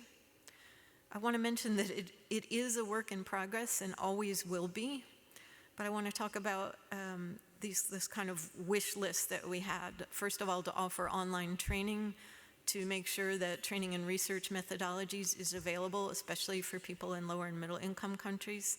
I think we've started to address that. We wanted to have a hub or a library of curated high quality content that's available. We've started to address that. We wanted to provide a platform for collaboration, and we are actively working on that piece of SR&T University, and I'll talk about that a little bit in a minute. We wanted to identify relevant research data sets by country. We have a start on that. I really encourage you to make any suggestions. We could use some help with that. And then provide training regarding funding sources, and that's in the planning stages. So I hope that you contact me either today or Monday. I'll have a poster. I'll be in a poster session, or we can talk after the meeting. We'd like your feedback on new content that we're thinking about. Under the education or the classroom piece, you heard Susan talk about the developing brain. We are in the planning stages of talking about both a basic and an advanced course for researchers on nicotine's effect on the developing brain, and then a shorter course for policymakers on that topic. You saw that we had co-use of tobacco and cannabis, but we'd like to develop content on co-use of tobacco and other substances, including opioids. The funding and grantmanship education we talked about. Comorbidities. This summer we're going to start developing a course on tobacco use after cancer diagnosis, but there's a lot of other comorbidities that we could talk about, from lung disease, cardiovascular, mental health disorders, so a lot of possibilities there. Collaboration tools. We do want this to be a collaboration platform. We are actively working to add discussion forums to some areas of SR&T University. We are planning some virtual poster sessions, and then a more formal program that we're talking about would be to match mentors and mentees. And all of these are to be added as resources allow, but we're happy to have your suggestions.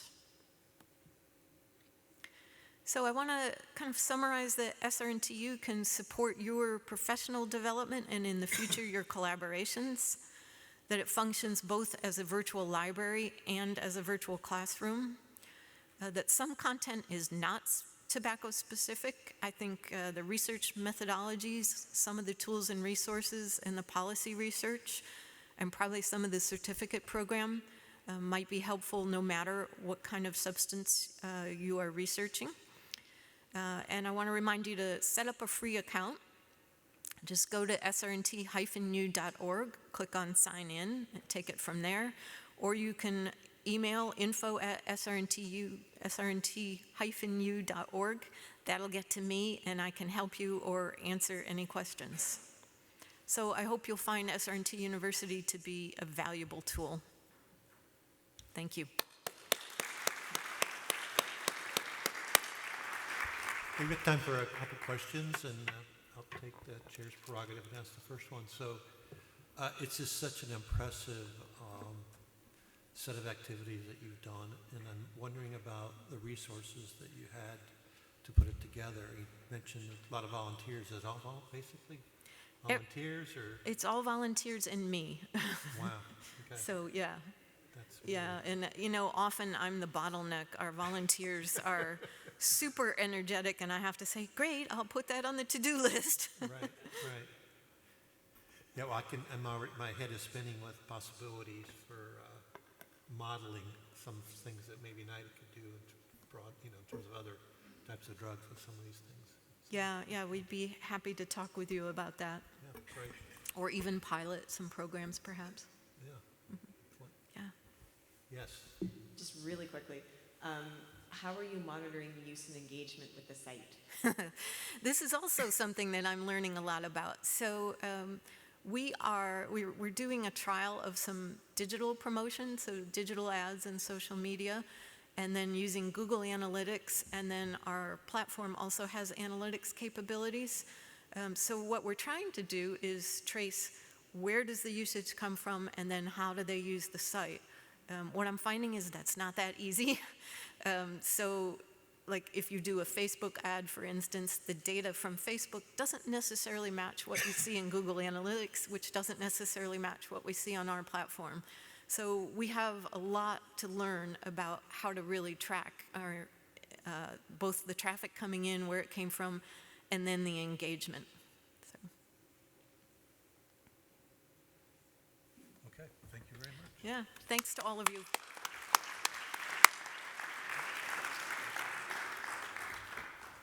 So we're scheduled for a break now. So we'll take, let's do a 10-minute break. Please come back at 10:45. Refresh your coffee. And if you need the restrooms, out the door and to the left. So see you in 10.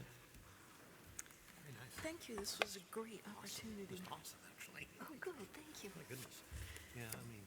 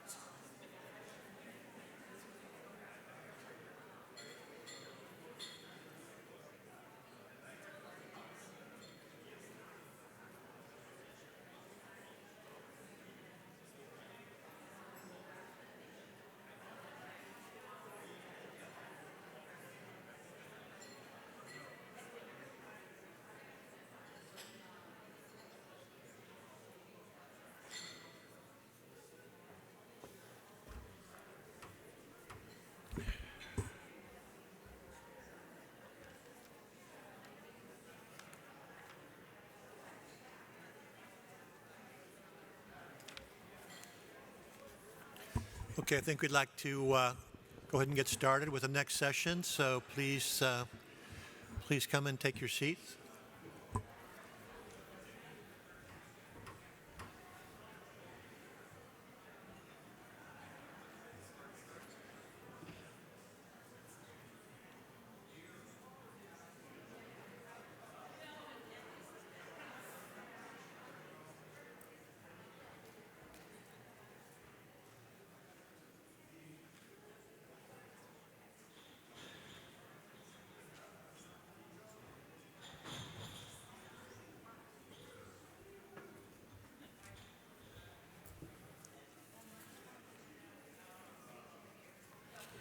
So get started on this session.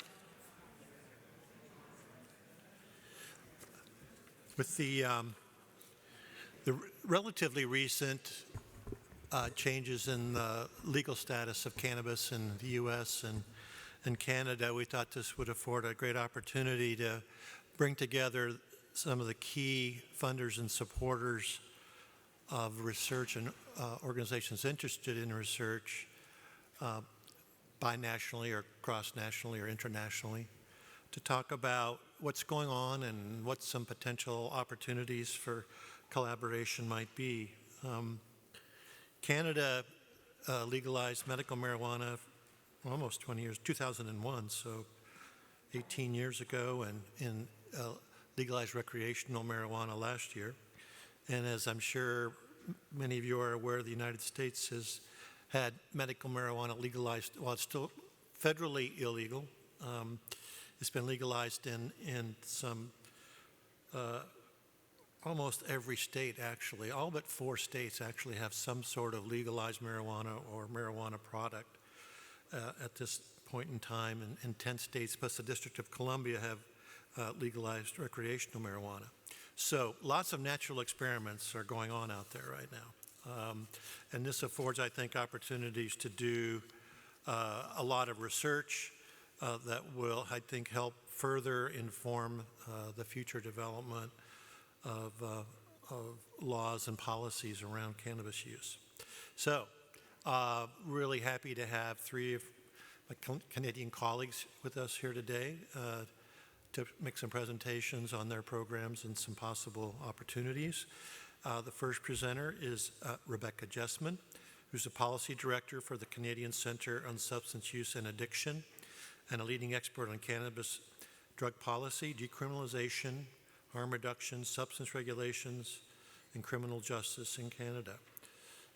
So she's going to give us a presentation from the perspective at the CCSA. Thank you.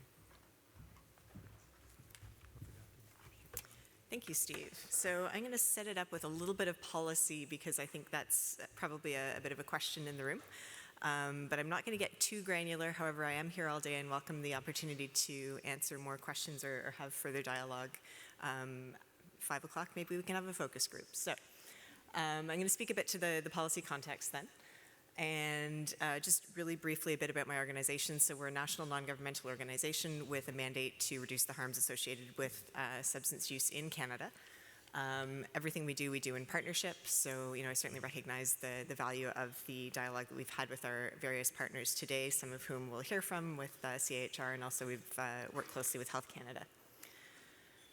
So, in brief, one thing I'd like to highlight is the fact that Canada's legalization bill, so the Canadian Cannabis Act, nowhere in the bill will you see the objective of revenue generation. So it's very much based on the idea of promoting, protecting public health and public safety through education, information about youth, and through through avoiding the criminalization of young people, as we heard earlier, and also by reducing the role of the illegal market.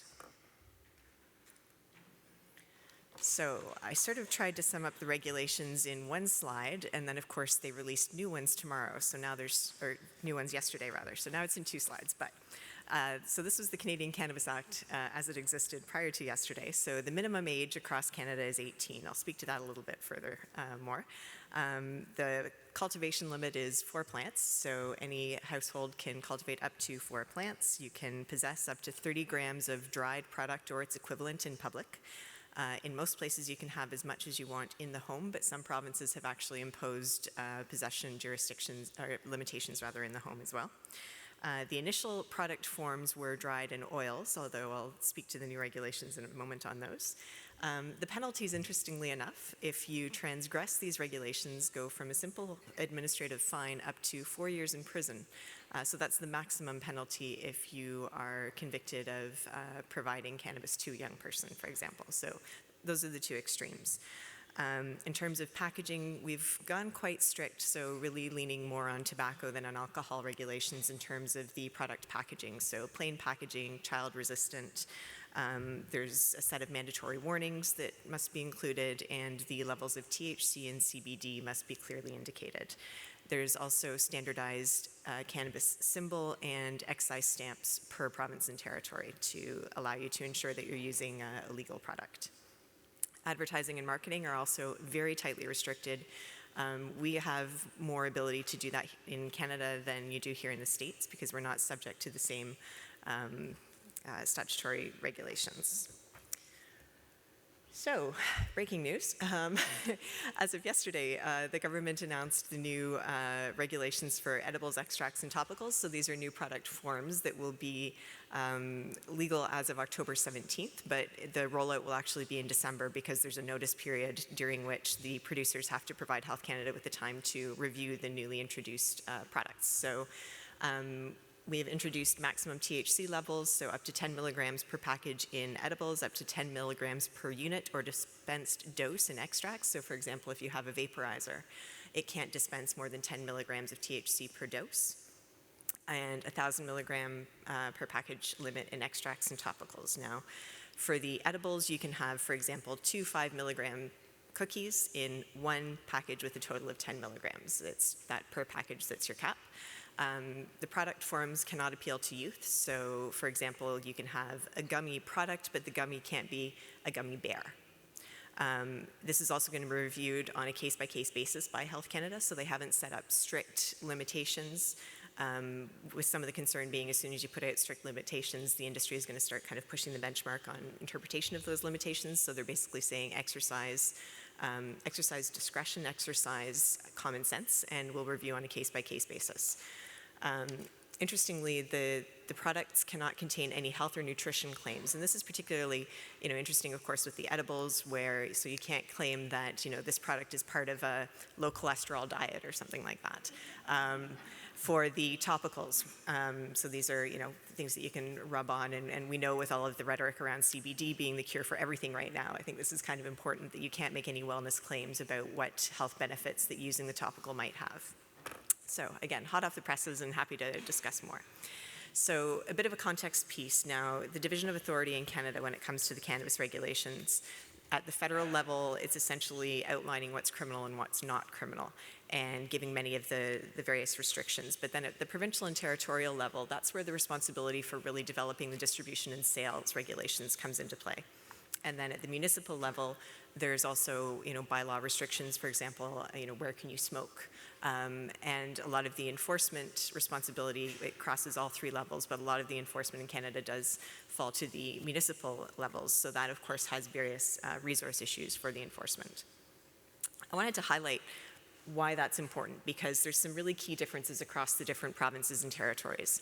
One of them is minimum legal age. So the provinces and territories have the ability to make stricter regulations than were outlined in the Cannabis Act, provided they don't go against the intention, essentially, of the Act. So the minimum legal age is 18 in the Act, but 19 in all of the other provinces and territories except for Alberta and Quebec. The reason for that is if you set it at 18 nationally, then if you're a 19-year-old, if they had set it at 19 and you were caught in possession, then you would then be subject to an adult criminal record.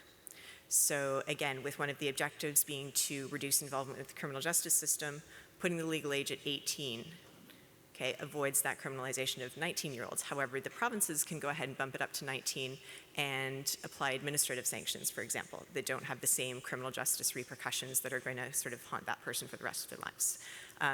Interestingly, Quebec right now we had a change in government, and the new government is actually proposing an age of 21 versus the current age of 18, so stay tuned, that'll be an interesting transition. Home cultivation, so I mentioned that you can have up to 4 plants. Quebec and Manitoba have actually said, no, we don't want any home production in our jurisdiction. Stay tuned for the court case on that one, I'm sure it's coming soon. The retail model varies by jurisdiction. So the navy blue provinces and territories are where all retail sales and distribution is public, so that's government monopoly owned. The orange are where it's all private, so both in-store retail sales and online sales are private retailers. And in the aqua, which is what you see in most of Canada, there's some kind of combination where, for example, the standalone retail stores can be privately licensed, but most of the online distribution is through the government monopoly. So when we're talking about doing policy research then, so that kind of sets out a bit of the context, and it's complicated, as all legislation tends to be. So what we're trying to do here, and recognizing that we're kind of really breaking new ground in terms of legalizing a substance that's been illegal for close to 100 years, and only the second country to do so. So we're looking at identifying best practices, so what works, what doesn't work, keeping in mind our objectives of public health and public safety. Informing the provinces and territories so that they can make course corrections as the retail models roll out, for example, because we know that if you look at our kind of accessibility data, we're still very, very early in rolling out the market. We're still trying to get an accessible and available supply network happening, so we're still in a position of being able to apply lessons learned fairly quickly. So how can we conduct research in a way that can inform that development? Part of the Cannabis Act is actually a legislated 3-year review of the implementation of the Act. So we are in a very unique position to be able to directly influence the legislative review of the Act 3 years in by conducting policy relevant research. So I think that's an incredible opportunity that I give Health Canada tremendous credit for. And we know that the world is watching. So, internationally, people are coming to Canada. We've entertained several delegations recently from countries kind of saying, yeah, well, we might be thinking about this. How are you guys doing? So we can inform that and hopefully identify some useful models internationally. So what are some of the challenges and opportunities we're facing? Well, first of all, the opportunity is it's now legal. That makes a huge difference. And green light in terms of what we can do, access to product, et cetera. And we have such an amazing natural experiment in Canada because of the different regulatory structures in each of the provinces and territories. We can compare the various impacts based on the different regulatory structure. This handy dandy map, by the way, if you're interested, is available online. It's on the www.ccsa.ca website. And you can click through and get the regulatory details by province and territory by clicking on different areas of the map. So please feel free to use it. So yeah, opportunity to compare the regulatory impacts across jurisdictions within the country to help to feed into those best practices. Data collection. We have some fantastic population surveys, some of which I'll be following up with the previous presenter to make sure she has all the information on, that are going to help us track implementation over time. So one of the things that we heard from Colorado and Washington, for example, was we didn't have our alignment could have been better in terms of our population survey data, et cetera. Our National Statistics Agency started collecting quarterly data the year prior to legalization and is continuing to report quarterly data at least until the end of this fiscal year is my understanding. So that gives us sort of a nice tight kind of pre-post data for some of the initial implementation information. Various youth surveys, et cetera. We have some cohort studies that are happening. So hopefully, we have some data. Data's never going to be perfect. I'm sure I don't have to convince the room of that, but at least we have a reasonable starting point. And here's where I'll sort of maybe spend a little bit more time is some of the research questions that we've developed to date. So, of course, everybody wants to know everything. So I've tried to highlight where some of the consistencies have been. We've been doing some stakeholder consultations with the provinces, the territories, government, non-government researchers. So some of the key themes we're hearing are just broadly, what are the health and social impacts of the different regulatory approaches? And that's where the natural experiment of the provinces and territories really comes in nicely. Also, what are the consumption patterns? And what are the health and social impacts, especially of the new products? So we know that there are very, very different impacts according to the product type that you're using. Some of the key messaging that my organization is working on getting out right now with the edibles is, for example, the time to onset, which has implications for risk of accidental overingestion. So, that's the old where, well, I ate some 20 minutes ago, I don't feel anything yet, so I'll have another brownie. And then it takes an hour and a half to kick in, and all of a sudden you're on the floor and you don't know what's happened.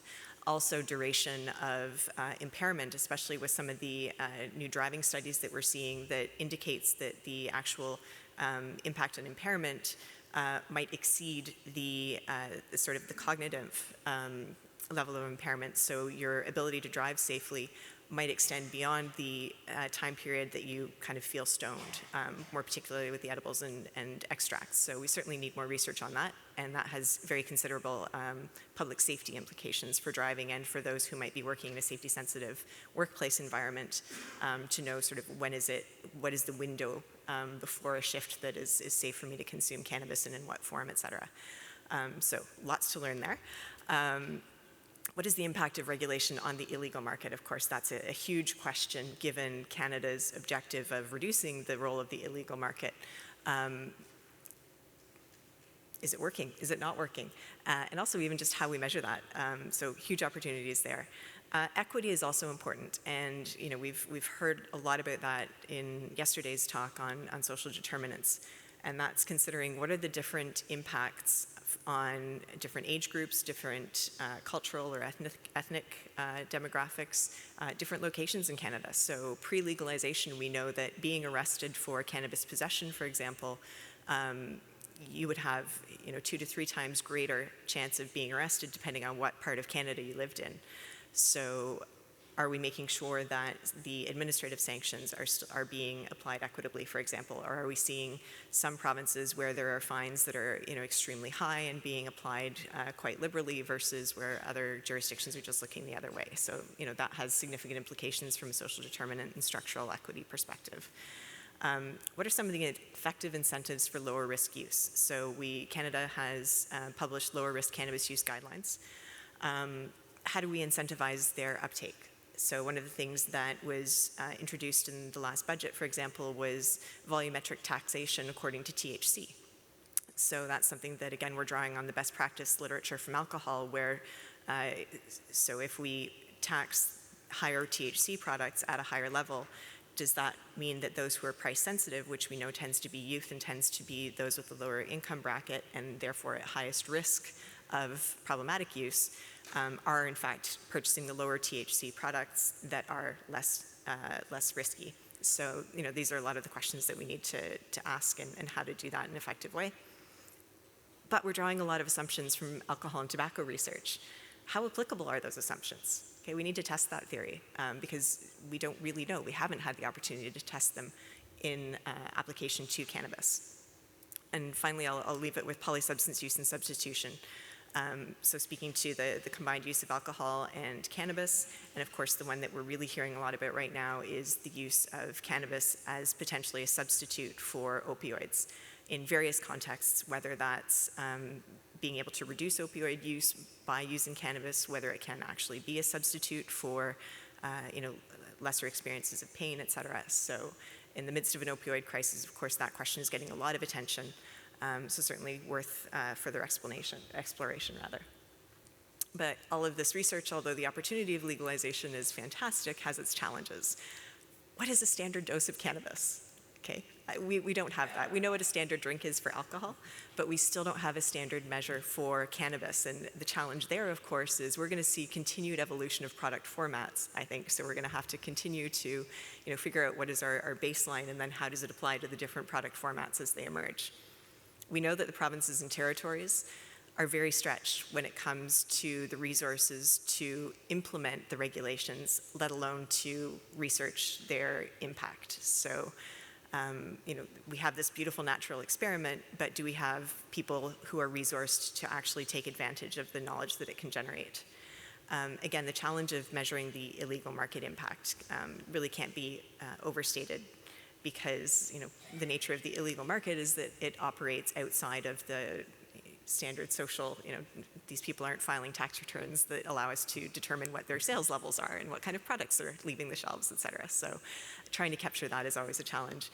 The role of industry, which is really interesting, because certainly when you look at alcohol and tobacco, there are a lot of concerns around funding that is funded by industry and the validity of any research that is funded by industry. But we also know that the cannabis industry is very much interested in moving knowledge ahead.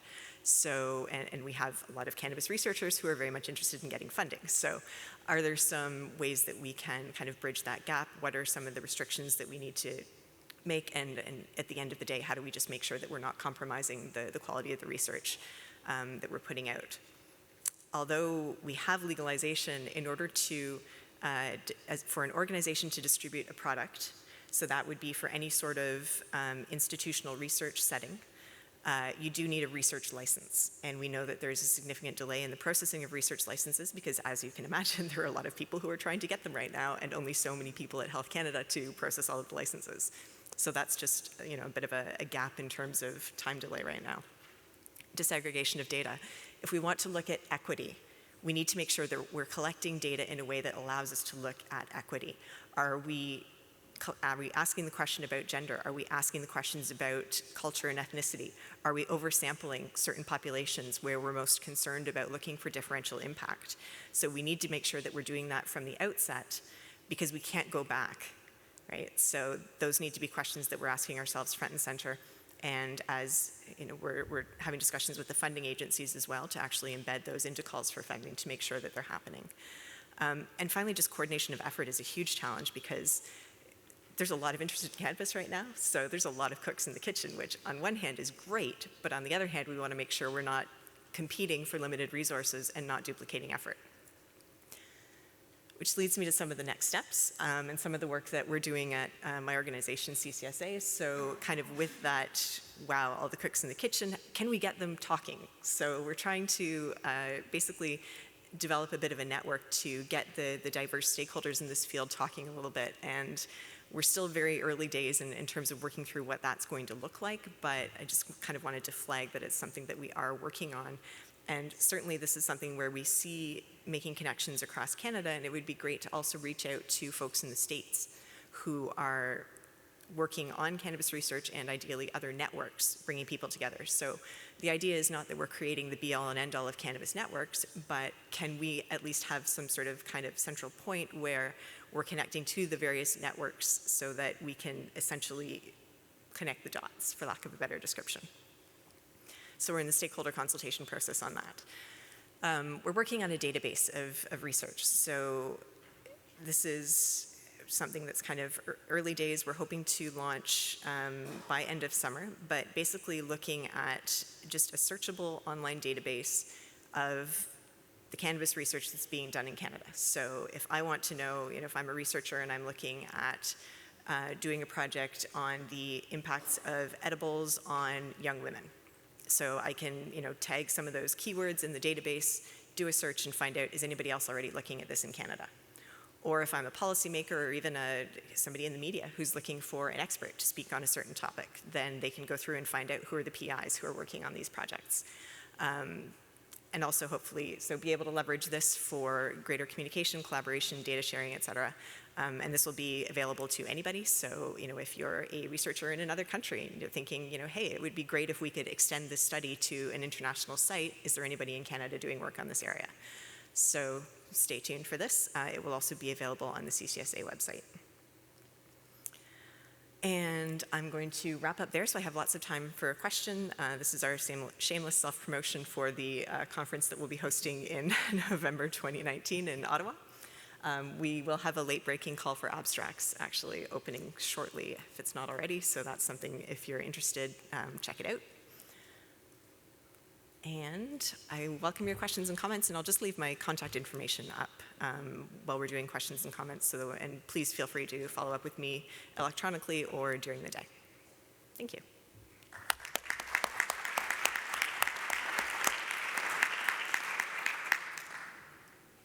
Questions? I'll ask one while people are coming up. You mentioned about the research licenses and how lots of people are applying and it's slow. I'm just curious because it's an issue that I deal with. It's been pretty much every day in my job in terms of dealing with our own Drug Enforcement Administration and the Schedule I licenses and so forth. Can you just give me the global view perspective on what's the licensing procedure, how many people there are, and what the process is? Unfortunately, I cannot speak in great detail to that because it's not something that I have great familiarity with. Yeah. I think I haven't heard that the process itself is overly burdensome. My understanding is that it's just an issue of backlog right now and having sufficient resources to process them. Well, it's good to know that there's an interest, right? There's certainly an interest, and I know that the folks at Health Canada are also doing what they can do to try to streamline the application and clear the backlog because it's certainly in their best interest to get this research off the ground as well. Excellent. Marcel, you want to go first? So, web-based research happening in Canada, that's really awesome. I'm wondering whether that's something that we can sort of bridge over. Yes? Okay, we're having Curtis, we're having some microphone problems with that microphone. It keeps cutting out a lot. I don't know if you have a substitute, or maybe we should switch to a single microphone. I don't know. So in the meantime, we're going to go over here. I did hear the question. I did hear the question. I'm happy to respond. Sorry. So the question was, can we do that database can we bridge it over to the US? I mean, because we're a small shop, I have one guy working on this. And it'll be, so we have to be pretty narrow in terms of our scope just to keep it feasible. So we're limiting it, for example, to research. So we're not getting into the medical side of the research because we know that there's another organization that's actually working on that. The Canadian Consortium for the Investigation of Cannabinoids is doing a database on medical. So we're not going to try to duplicate that. We would be happy to share any templates, et cetera, that we have developed through this with US partners. If they wanted to do up a partner database, we'll have an online submission form, for example. We could share those templates. So happy to share everything, but we don't have the capacity to take on doing a US branch. Yeah, I think it's just really, really important. And right now, we have clinicaltrials.gov, which is one section of what's going on, but there's a whole bunch of other studies going on outside of that we just don't really have. Well, that's it. Especially the policy research doesn't often get captured in some of the clinical trials databases. So that's what we're trying to fill. Awesome effort. For what it's worth, the policy research that we fund at NIDA, just personally, I'm trying to put together something like this that is searchable just for my own benefit, but right now it's just for the funded research that we're doing at NIDA. But if I actually have made note to talk to you about what you're doing and see if we can figure out some way to bridge this, because it would be nice to broaden it to all of the work, not just for me, but for everybody. Great. So there's lots of questions. I'm just going to ask people to try to be brief in their questions and maybe I'll be brief in my answers. At least plenty of time for follow-up during lunch and so forth, but just so Rick can get a chance to ask. Okay, Larissa, UCSF, San Francisco. I'm interested in the legal minimum age because I've seen there were differences, and when we think about the legal age, we also have to think about that the first time experience with cannabis use is for most of the people at the age of 12 to maybe 21, so it's still under the minimum age. And I wonder whether this has been part of the discussions in Canada. Huge part of discussion. We had everybody, we had proposals that the minimum age should be 14, should be 16, or should be up to 21, because we know that's, the age until which the brain is developing. 18 was basically because that's where your criminal justice involvement as an adult, so that was kind of a key turning point. And then most of the provinces have gone to 19 in order to match with the legal age of access for alcohol. So, and that was a message that my organization actually put forward, because that's, and supported, if basically it's consistency in saying that if we trust you at this age to have the maturity to use an intoxicating substance, then that applies to cannabis as well as it does to alcohol. So that's the kind of the foundation around the decision there. I'll be quick. Communication and collaboration was the center there. So to Marcel's point, if information can be shared or methods can be shared, that kind of thing, it would be good.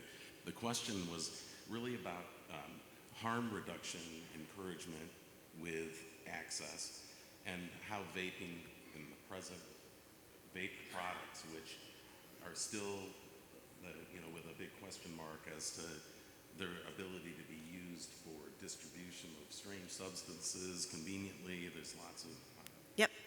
controversy. So could you tell me a little bit about vape products? Sure. So vape products will be regulated along with the extracts coming in October of this next year. So that was part of the regulations that were announced yesterday. So again, that's where you get into the dosage controls. So they wouldn't be able to, they'd have to have a control in the dispensation so that you can only have up to a 10 milligram dose. There's whole issues around product testing because we know not all vaporizers are created equally. So I think that question is going to continue, and just from a public education perspective, it's making sure that the public is educated about that as well. And even if you look at the lower risk cannabis use guidelines right now, they actually say that recognize that smoking and combustion is, strictly speaking, a harmful way to ingest any product, and encouraging people to look at lower risk, such as lower heat combustion methods like a vaporizer, for example. So certainly it's going to be an issue that will continue to be a priority and emerge from a public safety perspective. Thanks. Hi, Bruna. Hi, Rebecca. I didn't know you were here. I'm here. So I just thought, I don't know if you want a little bit more information on the delay with the research licenses. So I'm a scientist and I work in the Controlled Substances Directorate at Health Canada, and the focus of my research is drug-impaired driving, and specifically my focus has been on cannabis. So I have a driving simulation lab, and I've been doing this research for close to 10 years.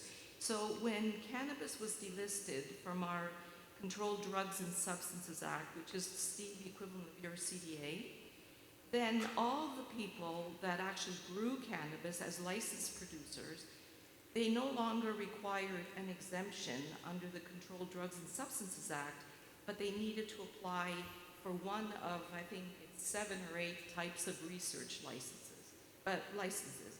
So one of those licenses is a research license.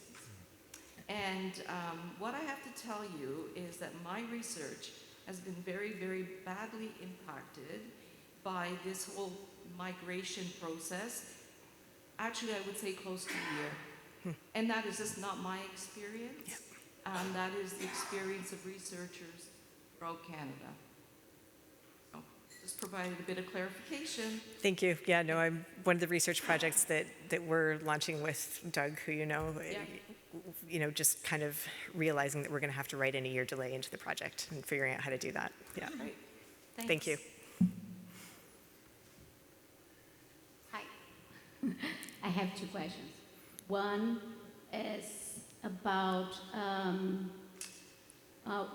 what are you thinking in terms of Canada is thinking about giving pardon for people that were arrested for that have criminal records for possession of cannabis, because this impacts on the prison system. Mm-hmm.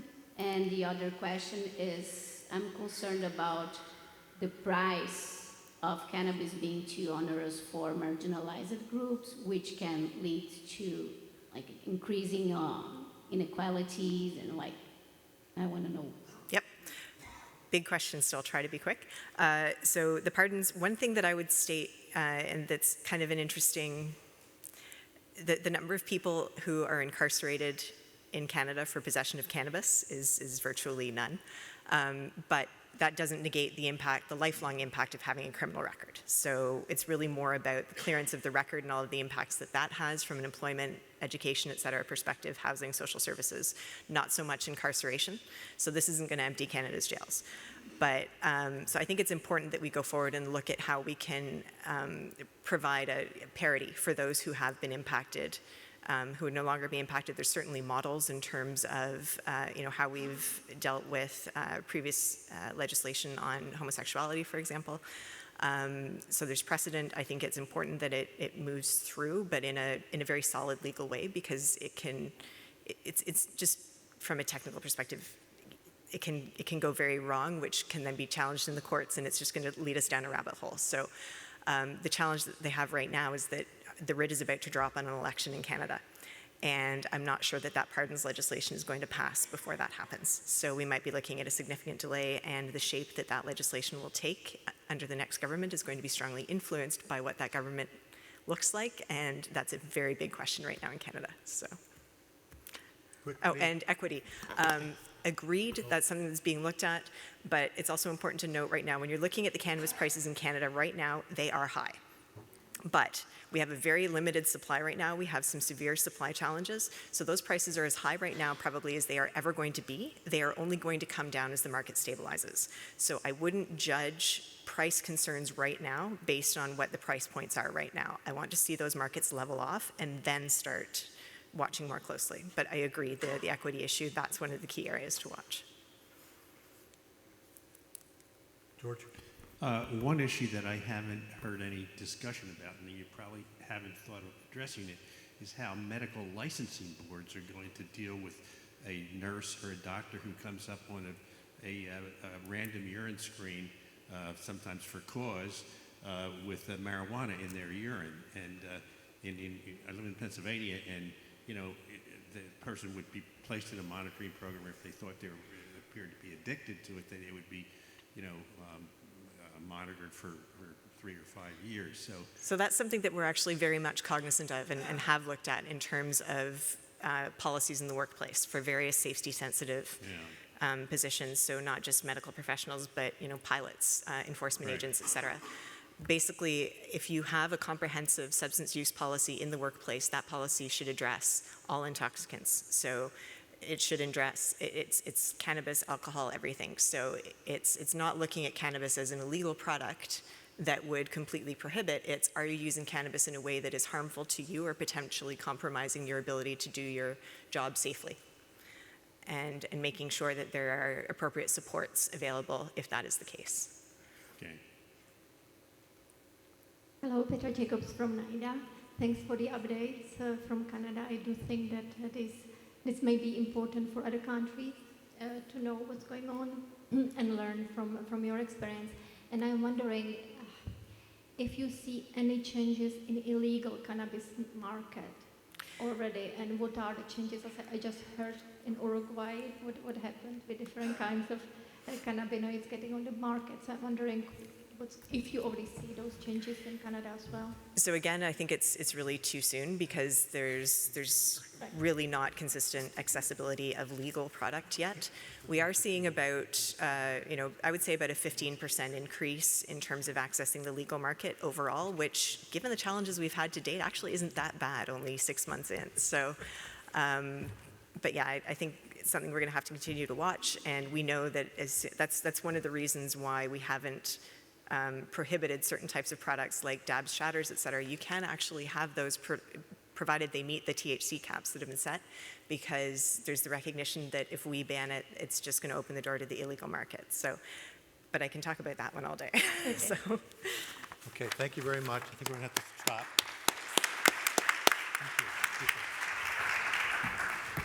Thank you. Any remaining questions, try to catch Rebecca after the session. Thank you very much for a really interesting kickoff talk this section. Our next speaker is Nina Clooney. She's a pharmacologist and the team leader for partnered initiatives at the Canadian Institute of Health Research, Institute of Neurosciences, Mental Health and Addiction. She leads the CIHR cannabis research on biological and social impacts of cannabis legislation and regulation. And she's here to give us an update on what the CIHR is doing in the integrated cannabis research strategy in Canada. Nina.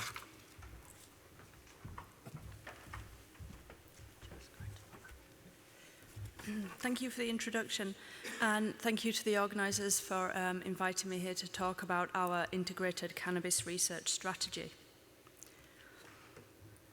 So I'll give a bit of background and information on what the Canadian Institutes of Health Research actually are and what we do.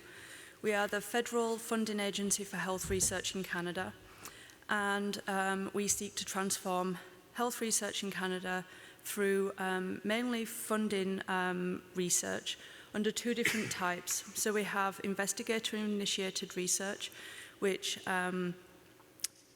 researchers apply to our open competitions to apply for funding for research in any area of health research.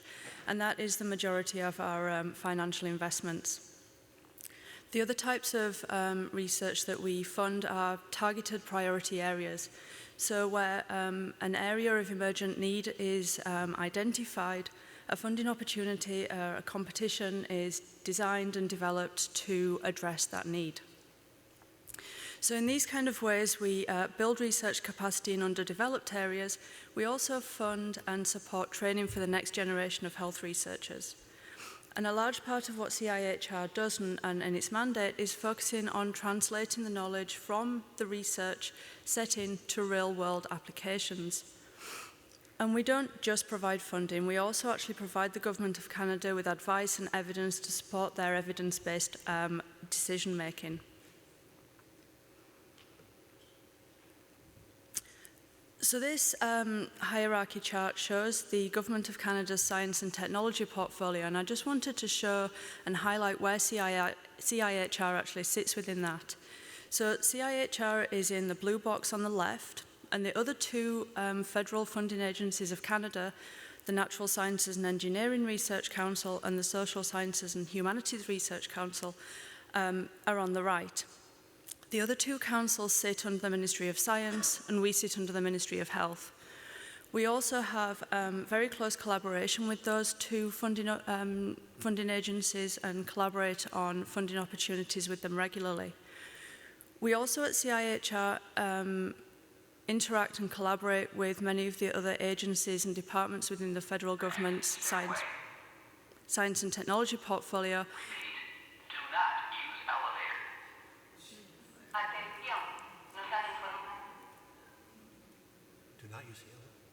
I think we have a fire alarm.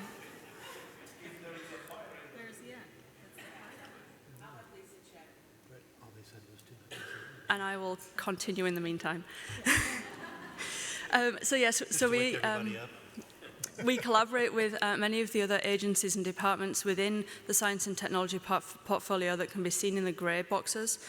So CIHR is actually really well placed to have wide range and reach with our activities. So as the name implies, CIHR, the Canadian Institutes of Health Research, are made up of institutes, and there are 13 virtual institutes which make up CIHR. They have wide-ranging mandates which actually cover all aspects of health research. And each of the institutes has their own mandate and develops their own calls for funding opportunities and activities based on evidence needs in their mandate area. And that leads to the development of those priority-driven funding opportunities that I spoke about earlier. When multiple institutes get together and pool their resources and develop a research strategy, we call this a strategic initiative, and the Integrated Cannabis Research Strategy is one of these. So when cannabis was legalized and regulated in Canada last year, going into this, we knew that there was a huge need for evidence on the potential medical benefits of cannabis use, evidence for the potential harms of cannabis use, but also the implications that legalization of cannabis would have on behavioral, social, and ethical impacts for Canadians.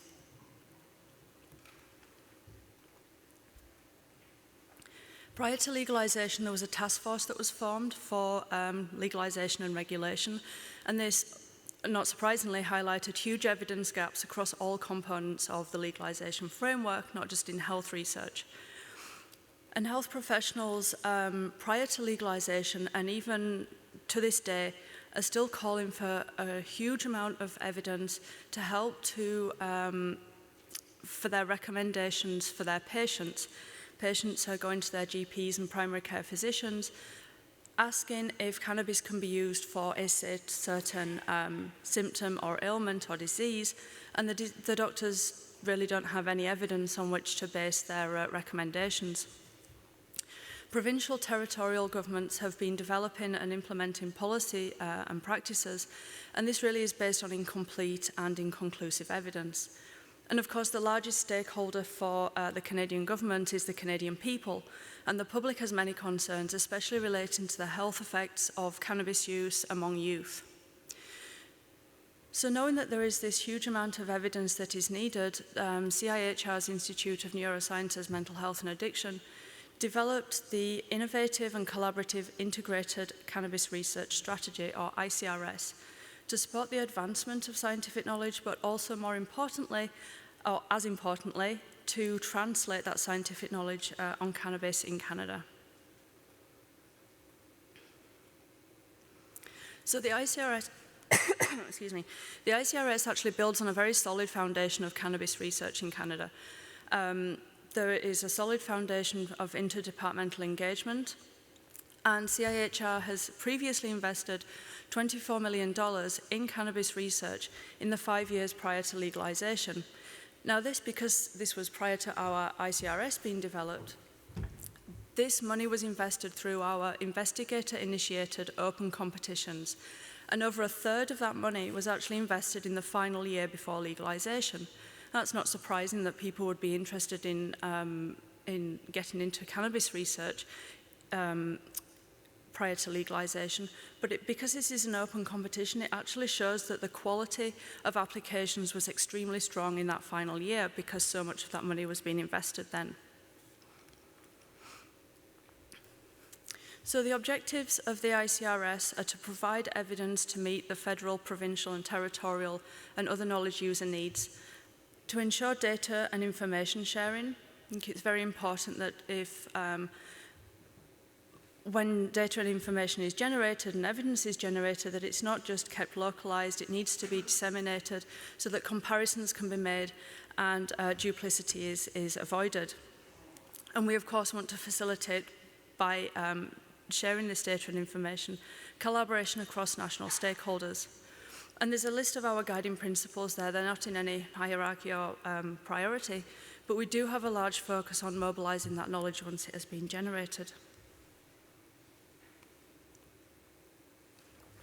So the ICRS supports 3 different research streams. On the one side, we are very keen to understand the harms of cannabis use because you can't prevent or treat the harms if you don't first understand them. And then on the flip side of that, we do know that there is mild to moderate evidence for a therapeutic use of cannabis in certain circumstances, and so we need to increase the, we will be supporting research into those medical benefits. And underlying those research streams are activities which will synthesize, translate, and increase access to the evidence, and as well as filling those evidence gaps in those specific target areas. Of course, cannabis research in health research is such a wide and broad topic area that we have to try and narrow things down to the priority areas. And of course, the ICRS can't be done alone. CIHR can't do it on its own. So we have leveraged partnerships. We are partnering quite closely with the CCSA and also the Mental Health Commission of Canada. And we've partnered with 3 of the health charities in Canada. And it won't be a surprise that those 3 health charities are the ones who relate to the areas where there is mild to moderate evidence for cannabis use in a therapeutic area. So, for example, nausea in cancer patients, excuse me, spasticity in multiple sclerosis patients, and pain in arthritis patients. And then within the CIHR, we have 7 of the 13 institutes who have partnered with us to develop and lead this strategy. In total, with all these partnerships, we have over $33 million. It's targeted investment that will start to be spent in the next 9 years. So our first funding opportunity under the ICRS was a series of Catalyst grants. Catalyst grants are 1-year grants to develop rapid response to an emerging need. And these population health intervention research grants were focused on the legalization and regulation of cannabis in Canada. And grants included research topics which were in areas of immediate need that were identified through consultations and workshops. So $1.4 million was awarded for these 14 grants. Their funding period just ended in the spring, and we held our first knowledge exchange workshop in partnership with CCSA just this week. We had the researchers and stakeholders involved in those grants, sharing data, discussing results, and providing context to the project findings.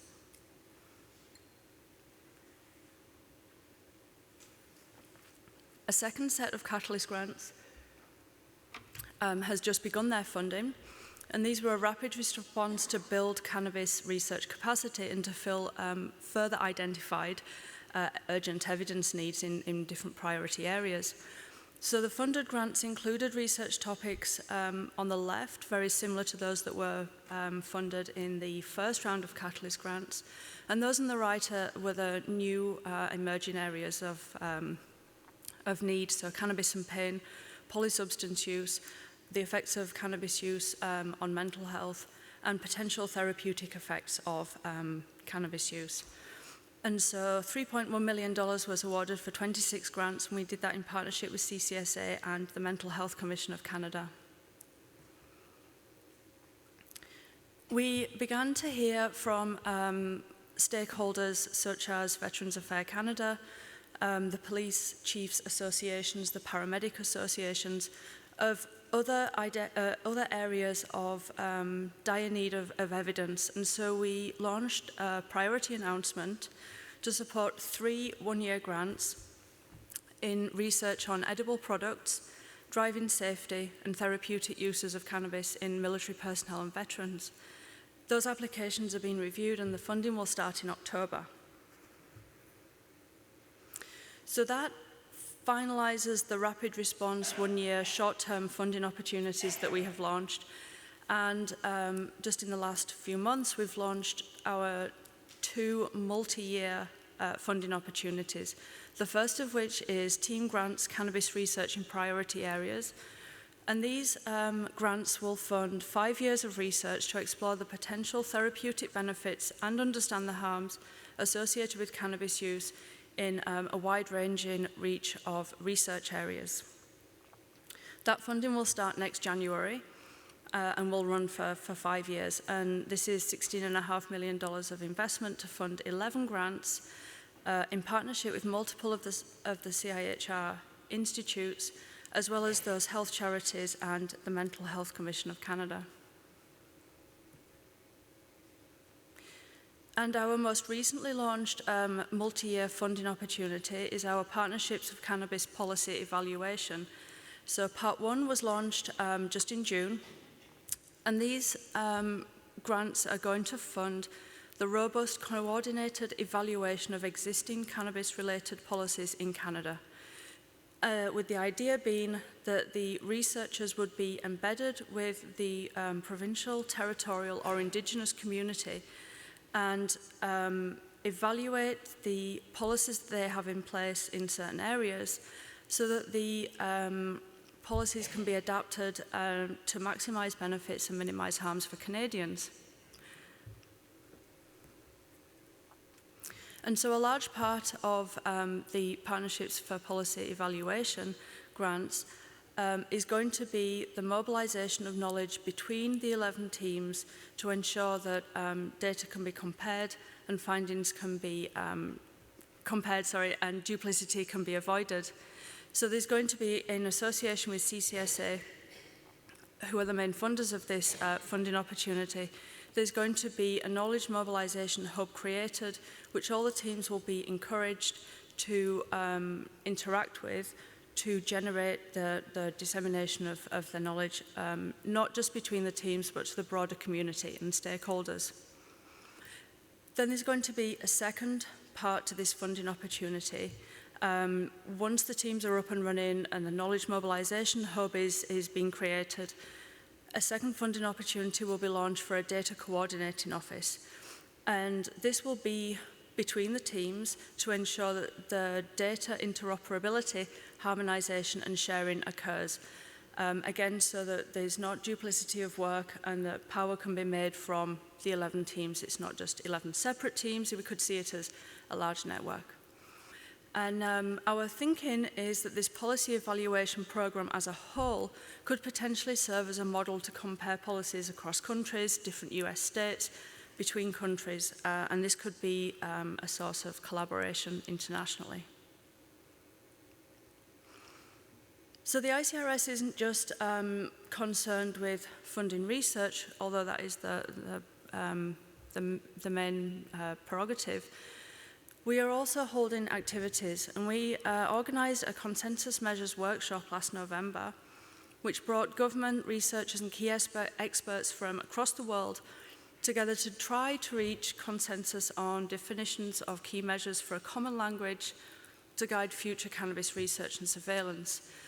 That was a very large task to try and do in a day-and-a-half workshop, and I know that some of the people who were in the room were invited to that workshop. We collaborated on the organisation and the idea for the activity in collaboration with Health Canada, the Public Health Agency of Canada, Public Safety and Statistics Canada, really showing that what we're trying to do with the ICRS is broad-ranging and reach as many different agencies and stakeholders as possible. And then something which we really want to ensure happens with the ICRS is that the knowledge that is generated by researchers is translated and exchanged to stakeholders. So we just this week held an end-of-grant workshop, and any of the one-year grant opportunities will have these workshops. For the multi-year grant, we will have annual progress workshops to really ensure that the knowledge that is happening, we don't just wait 5 years to find out what the research produced. We're finding out very regularly what the evidence is so that we can be as nimble and flexible as possible in our response to emerging evidence needs. So these activities we will facilitate knowledge translation and exchange. This will lead to the identification of knowledge gaps, which will then further lead to the development and launch of more strategic funding opportunities. And this kind of triangular, bidirectional cycle is quite unique to CIHR, where a priority area and funding opportunity is launched. They hold an end-of-grant workshop, but quite often the purpose or the priority area is then filled, the knowledge gap is filled, and so you don't actually get this triangular system. With cannabis, I think this triangle is just going to keep cycling and cycling. So looking beyond where we are now and what we've been doing, our next steps would be to look at multi-sectoral collaborations. Obviously, the impact of cannabis legalization isn't just related to health research, and we know that there are priority areas across sectors of the federal government. We've had interest from NSERC and SHERC, the other federal funding agencies in Canada, and also the National Research Council have shown an interest in the research strategy, and we're also engaging on a regular basis with other federal departments. We have a preliminary agreement to focus on cannabis impairment and driving, because that is something which the impacts of, it impacts many different areas, not just health research. Something else which we're learning and that we learned quite a lot about in an end-of-grant workshop we just held was cannabis impairment in the workplace, and the worrying aspect that people don't realize that they could be impaired by using cannabis at work. And so this is definitely a government concern and an area for initial collaboration. So this is just a roadmap of where we envisage the ICRS, where it is now, and where we envisage it going. We're currently right in the middle of that foundation phase, phase one. The initial short-term funding opportunities, some are wrapping up, some have just started, some haven't even begun to be funded yet. And we're moving into multi-year funding opportunities. And that foundation area is where the $33 million lies that I said that we had investments on. We also do have other funding opportunities that will be coming out in the next couple of years. And then hopefully what we learn from phase one with more funding could be put into developing phase two, where we could build on the evidence base that we currently have. We could begin to build medical benefit partnerships. We currently do not have the funds to support anything like a clinical trial or to fully investigate a huge range of medical benefits of cannabis. and also those multi-sectoral and also multi-country collaborations as more of the states and more of the countries around the world start to look at legalizing and regulating cannabis.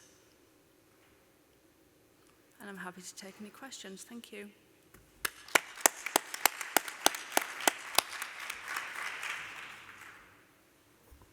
Yes, questions? Dr. Sates.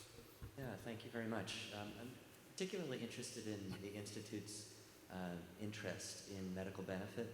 And the reason is most pharmaceutical studies are done by pharmaceutical companies. And I'm wondering what the strategy is here. Are you looking to, and the literature on benefits in cannabis is often about sort of cannabis in general, maybe some smoked cannabis, but you don't know what the product was, and so you can't really recommend it to anybody because you don't know what they're going to get. So are you aiming to look at specific cannabinoids in placebo-controlled trials with specific doses, that sort of medical benefit, or surveys of whether people say they were benefited, or what's the strategy there?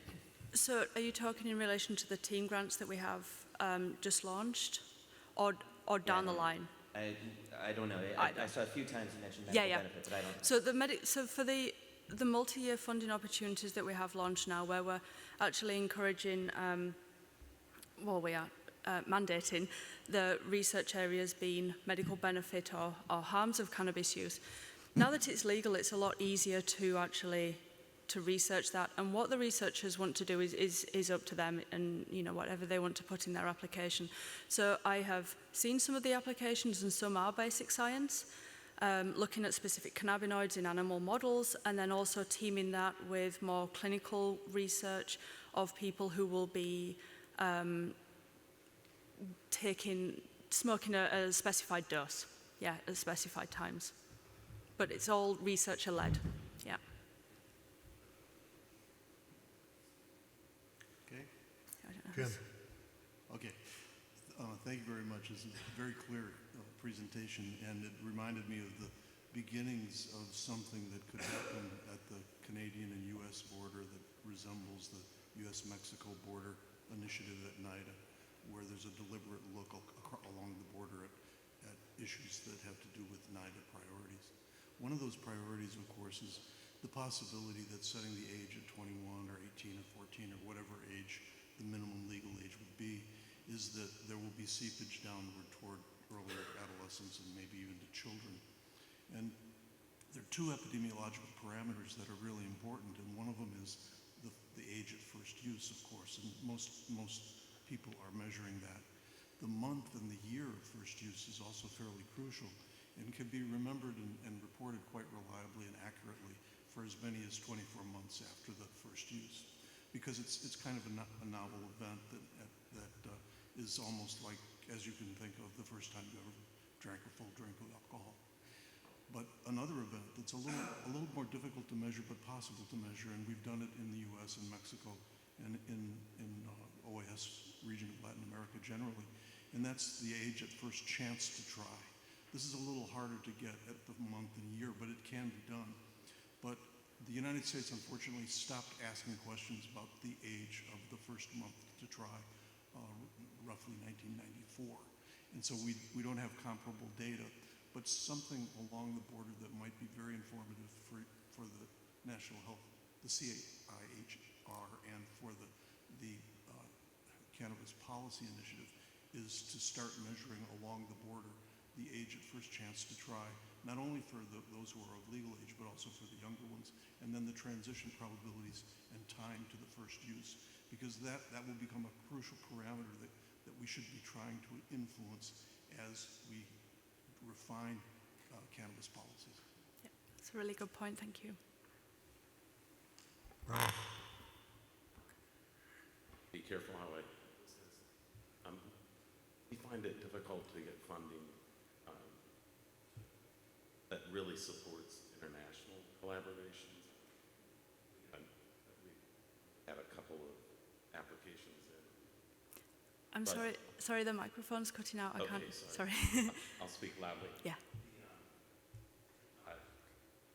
Any of your granting mechanisms recognize and actively support international collaborations with researchers, or is that a more difficult step? So CIHR as a whole pays a Canadian institution, and then the researcher that is within that university. So there's nothing to stop international researchers being within the research team, but we wouldn't flow funds to different countries. And at the moment, the the cannabis funding opportunities that I'm talking about really are specified to Canada and the Canadian situation, just because legalization has just happened, so we have to focus on that for now. And so I think long term, definitely there could be an opportunity for international collaboration. CIHR does collaborate with NIH and some of the European countries on different types of funding opportunities. So that's definitely something that we are thinking about, funding reliant. Our experience has been in the synthetic cannabinoid area, trying to address designer drugs as they emerge in different areas. See the similar interest in this area. Yeah. Okay, one more question? George O'Neill from Western Australia.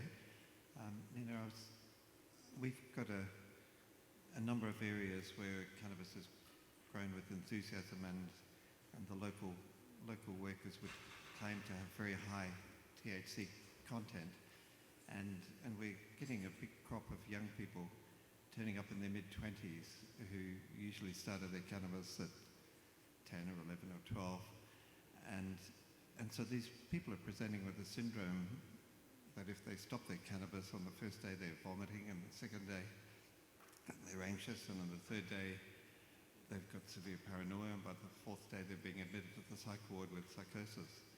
Are you investing any money in dealing with this group of people in terms of looking for treatments for them? So some of the Catalyst grants that have been funded have been related to mental health, and a few specifically on psychosis. And I know that the team grants that we are funding, there's going to be 3 grants given to the mental health research area. So stay tuned. Yeah. Good. Thank you.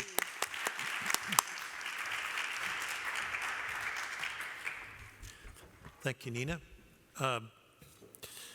Marcel Bond-Miller is an adjunct professor at the University of Pennsylvania.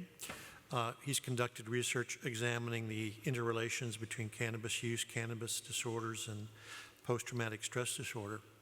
He's also the U.S. medical liaison at Canada's Canopy Growth Corporation and director of cannabinoid research at Zynerba Pharmaceuticals. He's going to tell us a little bit about some ongoing trials and maybe a few other things. So, Marcel. So, hey, everybody. Just for disclosure, so I was at Zynerba Pharmaceuticals for a couple of years. I'm no longer. I'm now at Canopy Growth Corporation as Global Clinical Scientific Director. And I'm going to just talk a little bit about sort of broadly the landscape. So I've been a cannabinoid researcher for almost 2 decades now, and it's just been fascinating to see this whole emergence and shift. And so talking a little bit about kind of how there can be synergy between Canada and the US. Maybe not, if I can push this button. Button not working? Doesn't seem to be. Oop. We're on it. Okay. You can look at the pretty slide. Awesome. So, landscape in Canada. This has been touched on by the other speakers as well. So this kind of all got its legs in the late 90s, around the same time, right, that California passed their law. I think that was 96. So Canada sort of in 97 with this initial court ruling, of course, a few years before it's implemented. And then revisions to that up until, more recently what we have now is recreational use as well as medicinal use within Canada. what's interesting, and this is what we're seeing, this is a graph from 2016 through 2018 at a quarterly basis looking at cannabis sales, and this is in kilograms. And you see a large increase, right, in flower as well as oil across Canada. So now there are 180 licensed producers, 370,000 plus patients, and that's increasing and growing at a 10% rate per month. And in terms of dried cannabis, what we're seeing in terms of average amounts of use is between 0.75 for average amount purchased, 0.75 grams per day, and authorizations up to 2.1 grams per day. The US, so just sort of switch, this is the map, and if, I keep checking every time, going online, and, has it changed today? This is where we're at, I believe, at the moment, in terms of just recreational and medicinal states. Now, of course, as was mentioned before by Steve, there are a lot of other states that have sort of CBD-only laws, right? So really, if you fill those in, it's actually very little that aren't engaged in one way or another, but this is sort of looking more broadly at the medical and recreational map in the US right now. But of course, that's a state-by-state basis, right? And these are all state laws, and every state is kind of coming up with their own thing. But from a US regulatory standpoint, it's actually even a bit more confusing, I would say. So just to sort of think about this, right? And this is just driving this home from my perspective as a researcher, and I'm based in the United States. THC, right? A lot of folks are doing research on THC. What schedule's THC in? Is it Schedule 1, 2, 3, all of them, none of them? So the answer is it's in all of them. THC coming from cannabis is in Schedule 1, dronabinol is in Schedule 3, and syndrose, though I don't know if syndrose is going to exist any longer because Insys just went bankrupt, but they're in Schedule 2, right? So you have the exact same molecule, and just based on the preparation or the source, it's in 3 different schedules within the CSA. And so again, this just sort of highlights the complexity of this issue. Now, what about CBD, right? So is CBD in Schedule 2, 3, 4, all of the above, none of the above? The answer is none of the above. And this is, again, sort of, I think I have another slide that highlights it. So this again is the issue, right? This is confusion, and this is difficulty from pharmaceutical development, from a research standpoint, all across the board, right? So CBD that's derived from hemp, with the introduction of the Farm Bill, has been removed from the CSA. CBD made by GW Pharmaceuticals in Epidiolex form is Schedule 5. And any other CBD preparation remains at Schedule 1. And again, there's this confusion, but it's kind of crazy to think, right? CBD derived from hemp is less than 0.3%. GW's pharmaceutical preparation is less than 0.3% for hemp, less than 0.1% for Epidiolex. And then you can have pure CBD, the cleanest of it all, that remains in Schedule 1. So the increasing amounts of THC that you can have in the preparation, the less scheduled it is. So again, just shows complexity and confusion, I think, in this space.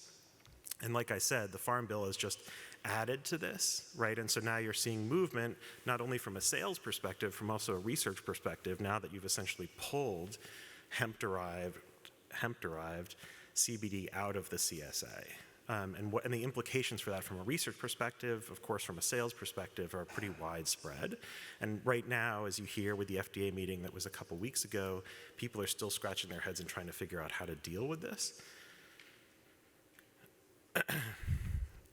And we've just talked, that was just a highlight of Canada and the United States, but this is going on globally, right? And so this is a slide just giving you an idea of what's going on, where you have some countries that are exploring this right now. We have industrial hemp, of course. This is the US only thing that's going on with the Farm Bill. You have medical and adult use legalized in a number of countries, and medical use legalized, as you see, in a pretty wide swath. So now I'm going to switch to just talk a little bit about Canopy and how we're sort of playing in this space. So I have kind of a couple hats, and I'll be switching back and forth from my cannabis researcher hat to sort of talking a little bit about, from a Canopy perspective, how we're integrating and trying to support this relationship and build research, really, because it's a unique company in that way, and that's why joined recently. So we have 11 operations, multiple GMP facilities. So again, and I'll get into quality and the importance of quality as I go through this. We have about 4.4 million square feet of licensed facility right now, over 1.3 million square feet expansion underway. So we're essentially growing across and producing across a number of areas within Canada. We have about 3,000 employees. The number is kind of crazy every time I get on these calls, and I've been bringing a few folks into the company. We're hiring 50 people a week in Canada. It's the HR, I feel really bad for them because it's a hell of a thing.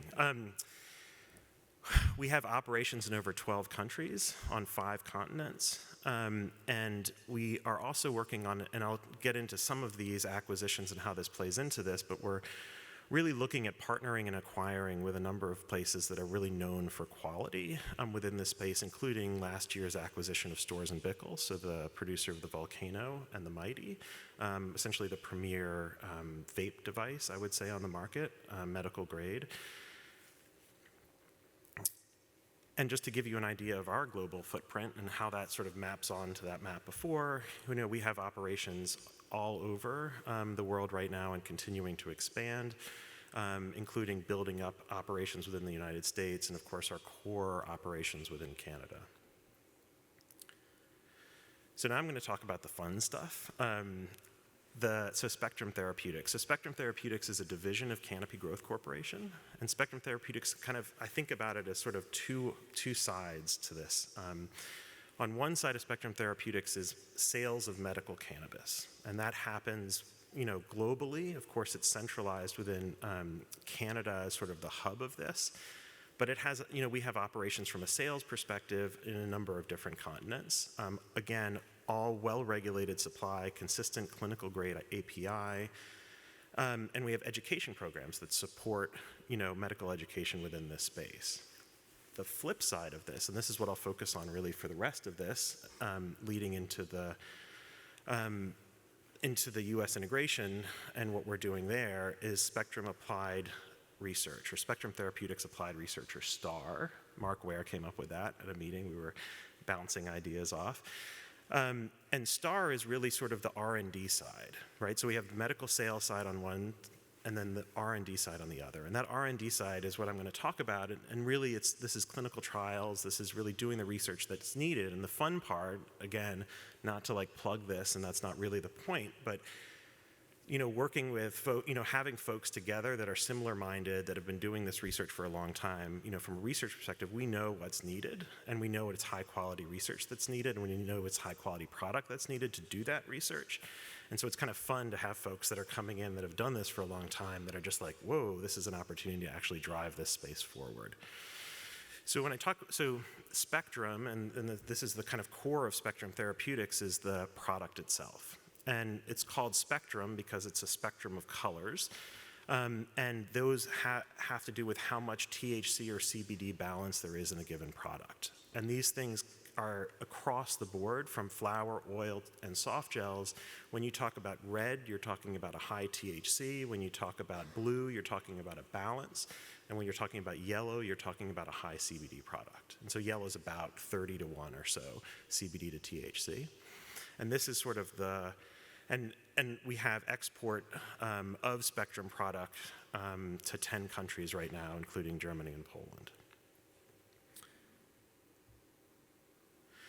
But really, and again, this is touched on the prior talks, the most important part of this is, and as a foundation for what we're doing is quality assurance, right? Every product has to go through validated lab testing, meeting specs, our products exceed Health Canada requirements. We test for 13 cannabinoids and 21 terpenes, as well as, of course, heavy metals, microbiologicals, including yeasts, molds, and bacteria. We test for pesticides, 96 of them, microscopic visual inspection, and we also do cold pasteurization. So this is, again, our commitment to quality here, and it's really important, and this, a couple collaborators in the room, Brian Thomas included, again, now we'll switch hats onto the academic side, right? Like from a quality perspective, this is a huge problem, right? So we published a paper a couple of years ago where we tested products that are available in the United States, right? And this wasn't pharma driven or anything. It was just like, hey, from like, you know, we need to know this stuff. And so we tested CBD products, ordered them, and literally it was anything. And now, of course, I'm glad we did it then versus now, because I would have had to spend a lot more money because there's so many more products now in the market. But we bought everything, literally everything. It wasn't like a representative sample. We bought it all. And if it was within a given company, they had multiple different CBD products with different concentrations or branding. We bought each of those from that company, and then again, repeated this in every company that we could order from. Did testing on these products, and what we found, right, is that the accuracy of, you know, the labeling of CBD, just starting out from like basics, right, like say what's in it, was off, you know, over 70% of the time, either under-labeled or over-labeled, right? And so that's a problem. And there have, of course, been lots of studies since this that's sort of broken this down, but, you know, there needs to be transparency, of course, in terms of what's in it. THC was in a number of products and wasn't even labeled, or, you know, this was a CBD product, but we found, you know, in some cases, pretty decent amounts of THC in these products.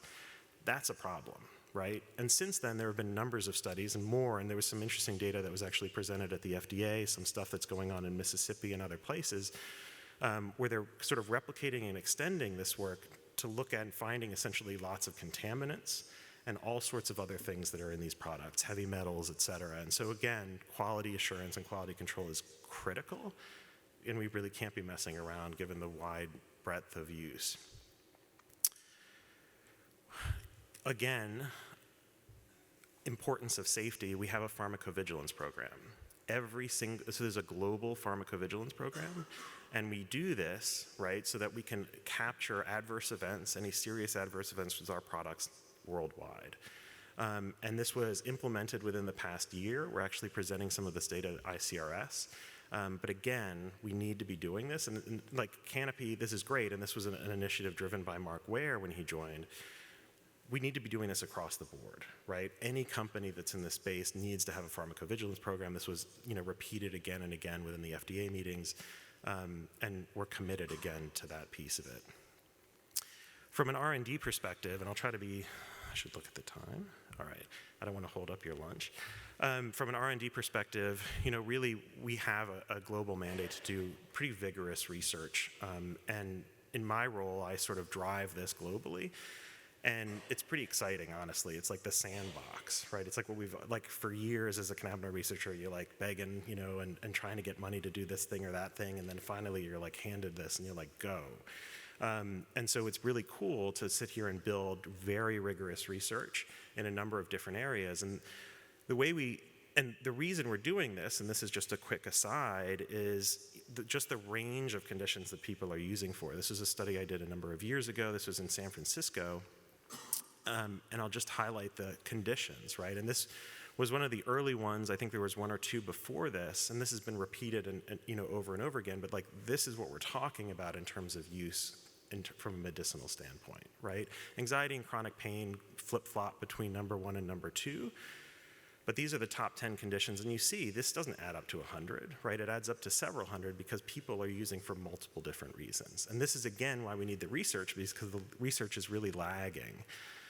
And so we need to be thinking about medicinal cannabis, and we need to be thinking about, you know, all of these possible conditions for which you use, but really getting the science nailed down to understand all of these factors that have just been talked about that was you raised in your point, right? Like, what's the formulation? What's the dose, right? Like, this has not been thought about really as a, you know, in the more traditional medicinal space, and that's why you have a lot of providers and physicians just saying, like, I'm not going to recommend, like, what am I recommending? Cannabis, right? Like, what is that, right? I mean, there are 120 cannabinoids in the plant, plus terpenes, plus, right?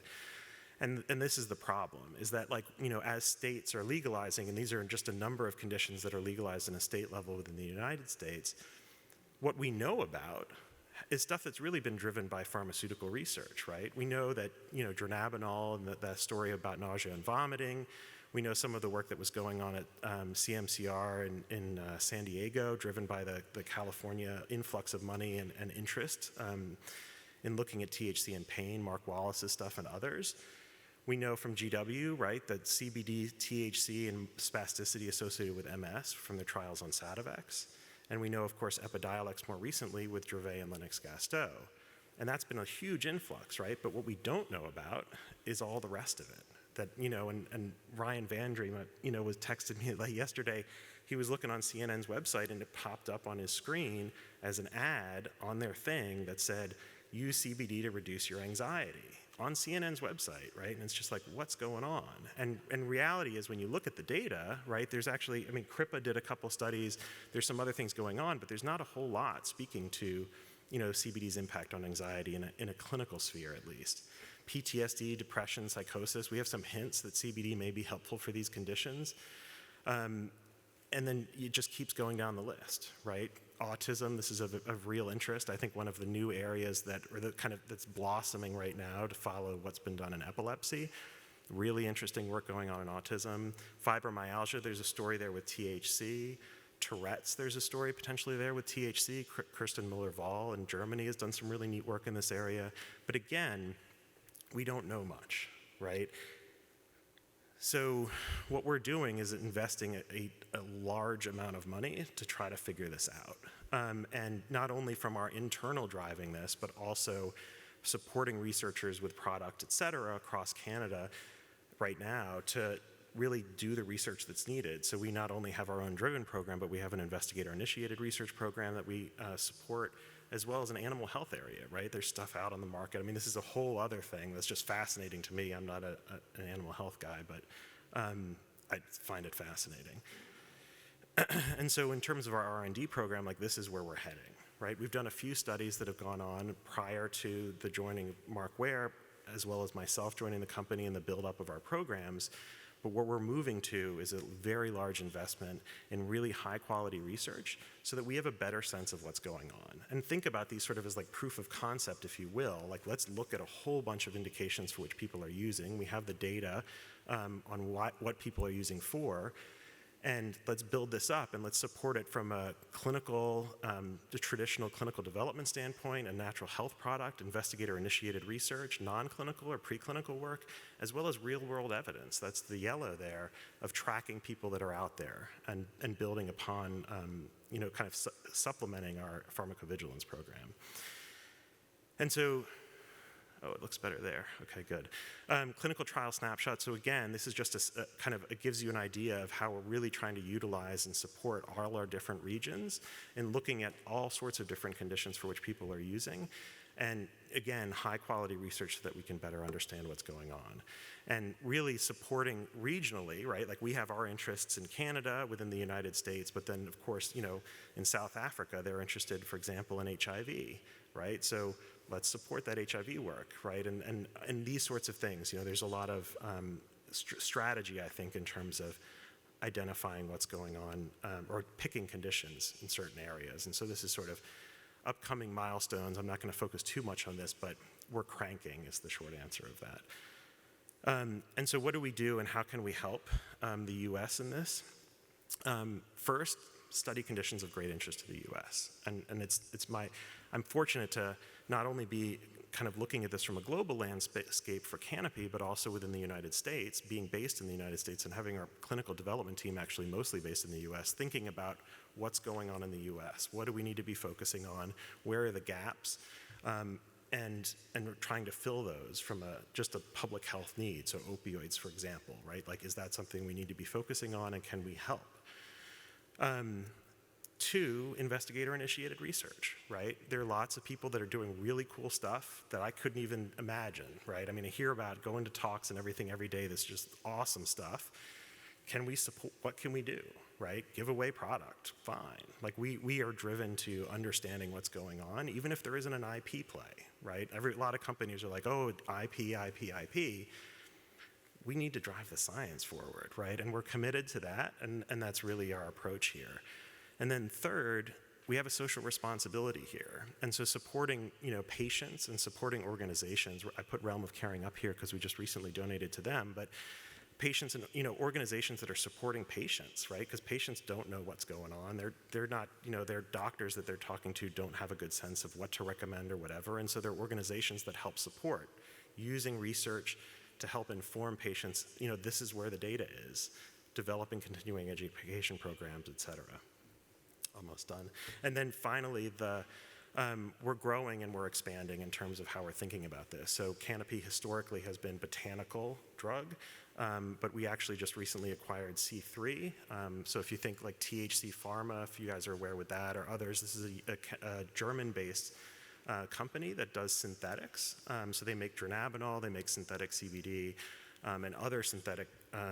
So this again is just, let's think about this globally, let's support this. This isn't just a story about botanicals, and which is refreshing for me because I was also in the synthetic space when I was at Zynerba. So it's good to see the balance, and I think the balance is really needed. We need to figure out exactly what's happening, how it's happening, and move the science forward there.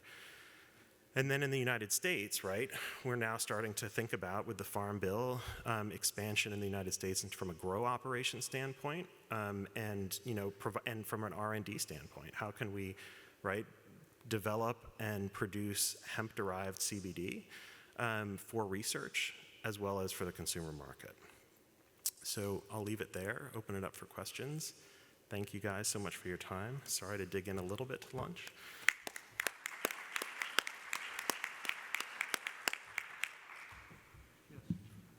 Hello, thank you for your talk.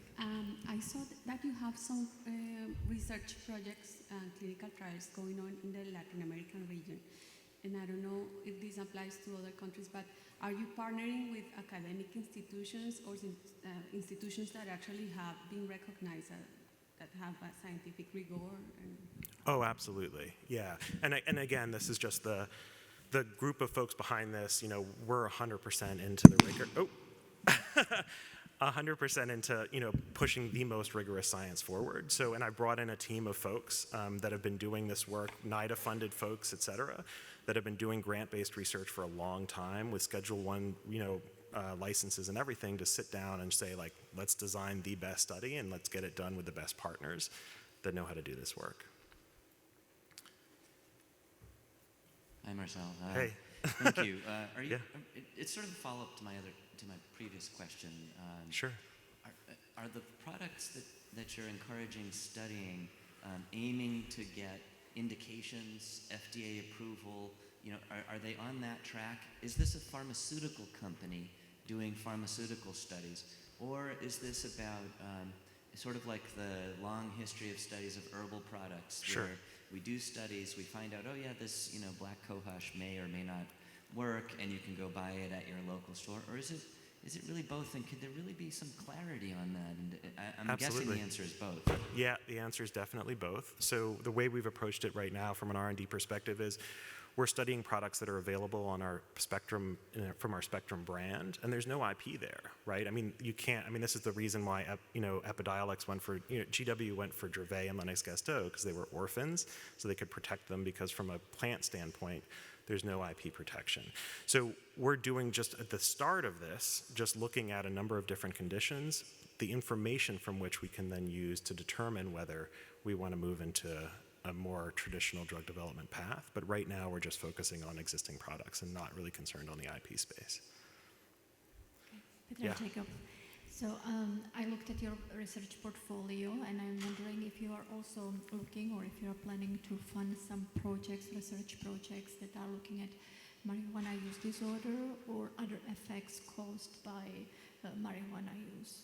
Yeah, so what was cannabis use disorder? Is that what you said? Yeah. Yeah, perfect. I just missed that for one. Absolutely is the short of this. So, my work initially in the cannabis space is I looked at, cannabis use disorder, for numbers of years.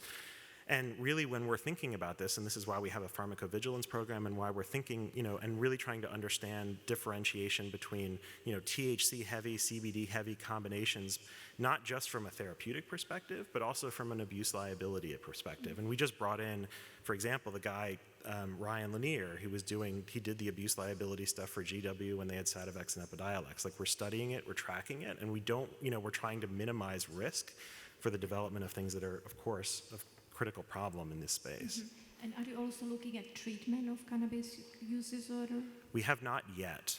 It's a question, and a good question.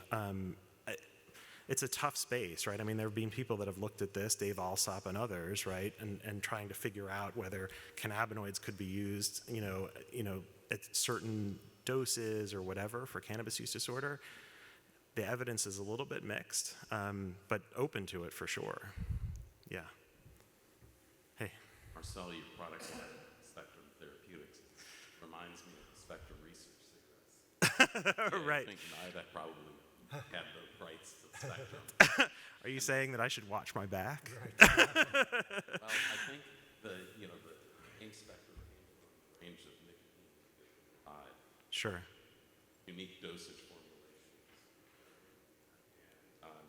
In that instance, they used genetically modified material, blended it with conventional, and they could cover about a third. You had mentioned I think it was maybe said, but it would be interesting to put those numbers up there so that we get an idea. Absolutely. And I do know that there's genetic manipulations that are meant to double the chromosome number plants and get right. That produces. So then you could manipulate those ranges that are available experimentally so that investigators would be able to express maybe unique combinations to give further indication of how these things contribute across that.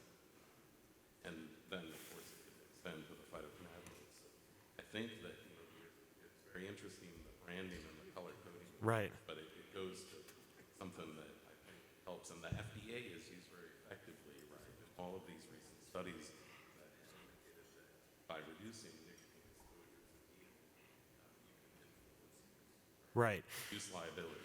Exactly. Right. And so I think great point and comment. And I can, if people are interested, kind of break down the ingredients list of each of these and kind of where the balance is of THC and CBD. The kind of cool thing is that, as you see, there's a number of different products, but actually the balance and the ratio of THC and CBD is one that's genetically the same from the plant perspective, right? So the plant that's used for the blue is the exact same ratio of THC and CBD that's carried all the way through into the ratio that's in the oils. So you can have that consistency from flower through, and again, looking at the genetics and improving in the genetics and our understanding of this and growing. But you're right, I mean, really the spectrum, the sort of idea for spectrum, though maybe it was influenced by other stuff that was going on in the past, and I wasn't part of that, but really it's from a communication to physicians, right? So like when you're talking about cannabis, right, or like, oh, use this or use that, like what does it mean? And sort of thinking about this from like a simplistic patient and doctor perspective, in terms of like, oh, you need red because, high THC has been shown to do da-da-da-da-da-da, and we can say you need red for this or you need yellow for that or whatever it is. Hey. Thank you for a brilliant talk. I would like to ask you about, you told about areas in which we have no knowledge or little knowledge. Right. But I think I missed the substance abuse area. Do you think it's a good area for methamphetamine, cocaine, and other drugs of abuse? This is the first question. And second, I know that you are very worried with American people, United States. You talked about your main objective. But do you consider to advance to other markets, for example, to Brazil? It's a huge market for crack cocaine, for example. Yep. So yes and yes, I think is the short. The longer answer is absolutely, right? I've been intrigued, particularly within the past couple of years, at what's been going on in the substance abuse space. Everything from the study by Bert Weiss that looked at transdermal administration of CBD on alcohol and cocaine, really fascinating preclinical work, all the way over to what's been going on now is folks that are starting, Yasmin Hurd stuff and others that are starting to move into this space, Kelly Dunn, et cetera. And I think it's really fascinating work, and we really need to be thinking about this from a substance abuse perspective, and expanding to markets within that space that have a great need, and that's like I mentioned for opiates in the United States. I mean, there are lots of countries here that have serious problems, and if this is something that can help, like let's find out and let's get it out there. Thanks. Okay. You're off. Thank you. I know we could go on and on. I thank you all for your patience. But I would like, I know you're all wondering who this nice lady is that's been sitting up here with me this whole time. I want to introduce Marcia Lopez, who's the chief of the epidemiology branch at NIDA, one of the key contacts at NIDA on the marijuana issue in general. She's been kind of in charge of our marijuana policy research, and I asked her to come and co-chair this with me and ask her to make a few comments in terms of what she sees and her perspective on this from NIDA's perspective. So, Marcia, thanks. Thanks for sticking around. I will be very quick. I just wanted to make a couple of points. Thanks to all of you for being here and for our speakers. All of that information is always so interesting and it's always so new to me. Rebecca alluded to all the cooks in the kitchen that they have there, and that's in a country where, in theory, the country itself kind of even agrees on something. So in the US here, we've seemed to have like all the cooks plus all the restaurant staff plus all of the people who are eating all in the kitchen trying to do the same thing. And it's really difficult and complicated. So when we talk about research and how we want to really support research collaborations, understanding what that means and how we define it and what our goals are, it's really important. And we have a lot of different goals. So I really wanted to stress that at NIDA, we are very interested in collaborations with our Canadian colleagues and trying to figure out how we can learn from the things that you all are able to do that we don't have the ability to do in particular. So, for example, we don't generally have the ability to get information on potency or on dose or on those sorts of things. And when we talk about cannabis outcomes or marijuana use outcomes, it's pretty much meaningless without having those pieces of information. And so to the extent that we can eliminate redundancy and learn from each other in ways that you have information and we have information, it would be really helpful. So part of the challenge there is in sharing of information. So we heard a lot about the different initiatives going on at CIHR, and I would love to know how to, hear what came out of those workshops and what came out of all of those grants and what you all are learning. And then we can share information about what we're learning. And as I mentioned, we're trying to figure out some sort of database in the same way that you are, just on a limited basis.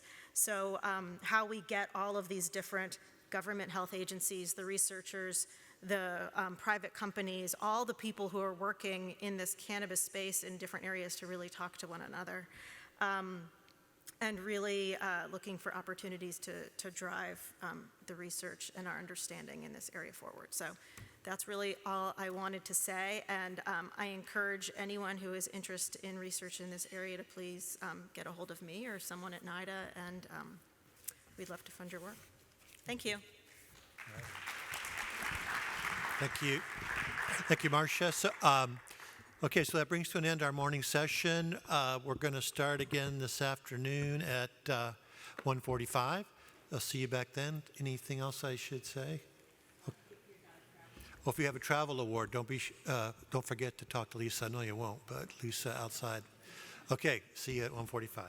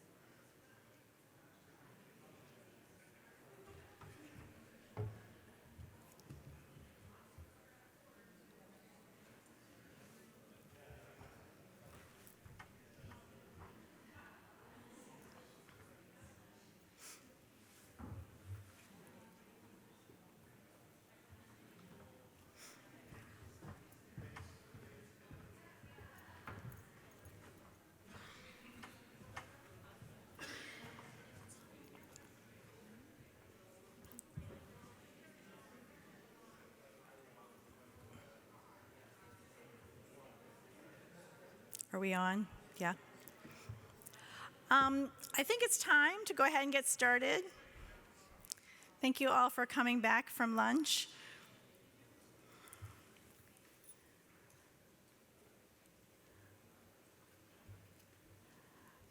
My name is Kim Johnson. I have a bunch of different roles, but one of them is the Executive Director of the International Consortium of Universities for Drug Demand Reduction, and that's the capacity in which I'm here today.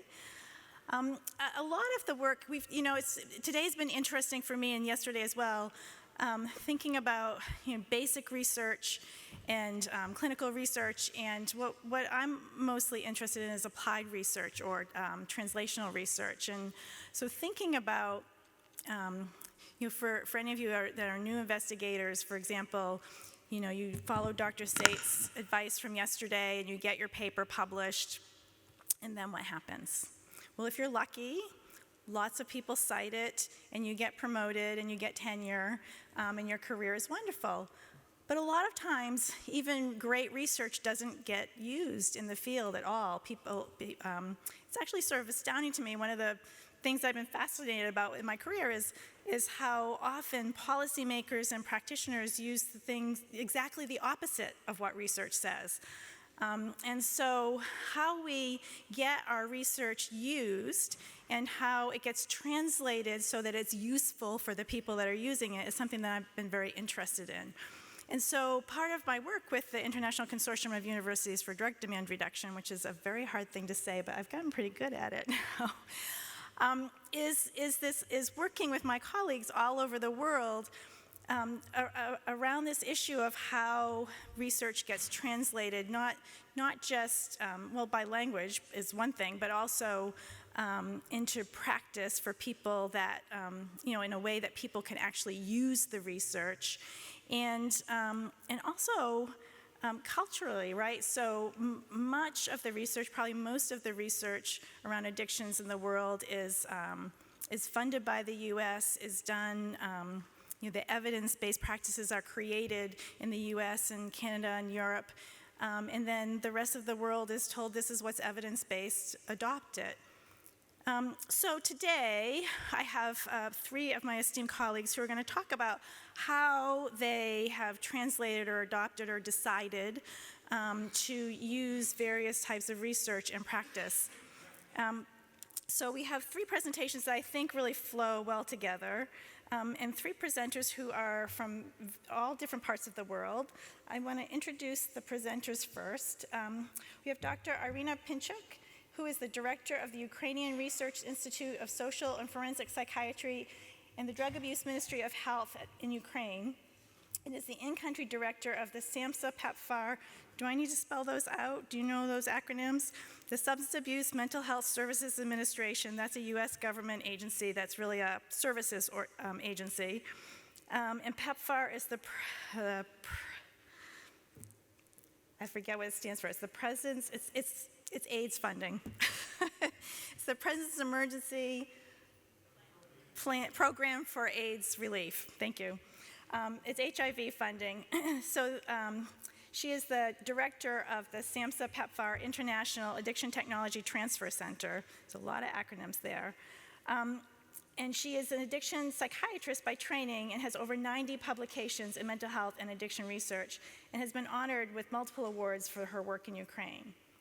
And she is going to talk about her research on identifying what practitioners think they need, what they're wanting for training, practitioners from various different professions that work in addictions. And then Dr. Isabel Melgar is going to speak. She is faculty at the psychology department at the Ateneo de Manila, did I say that right? University, and a senior clinical psychologist at the University Center for Psychological Services, which is also open to the public.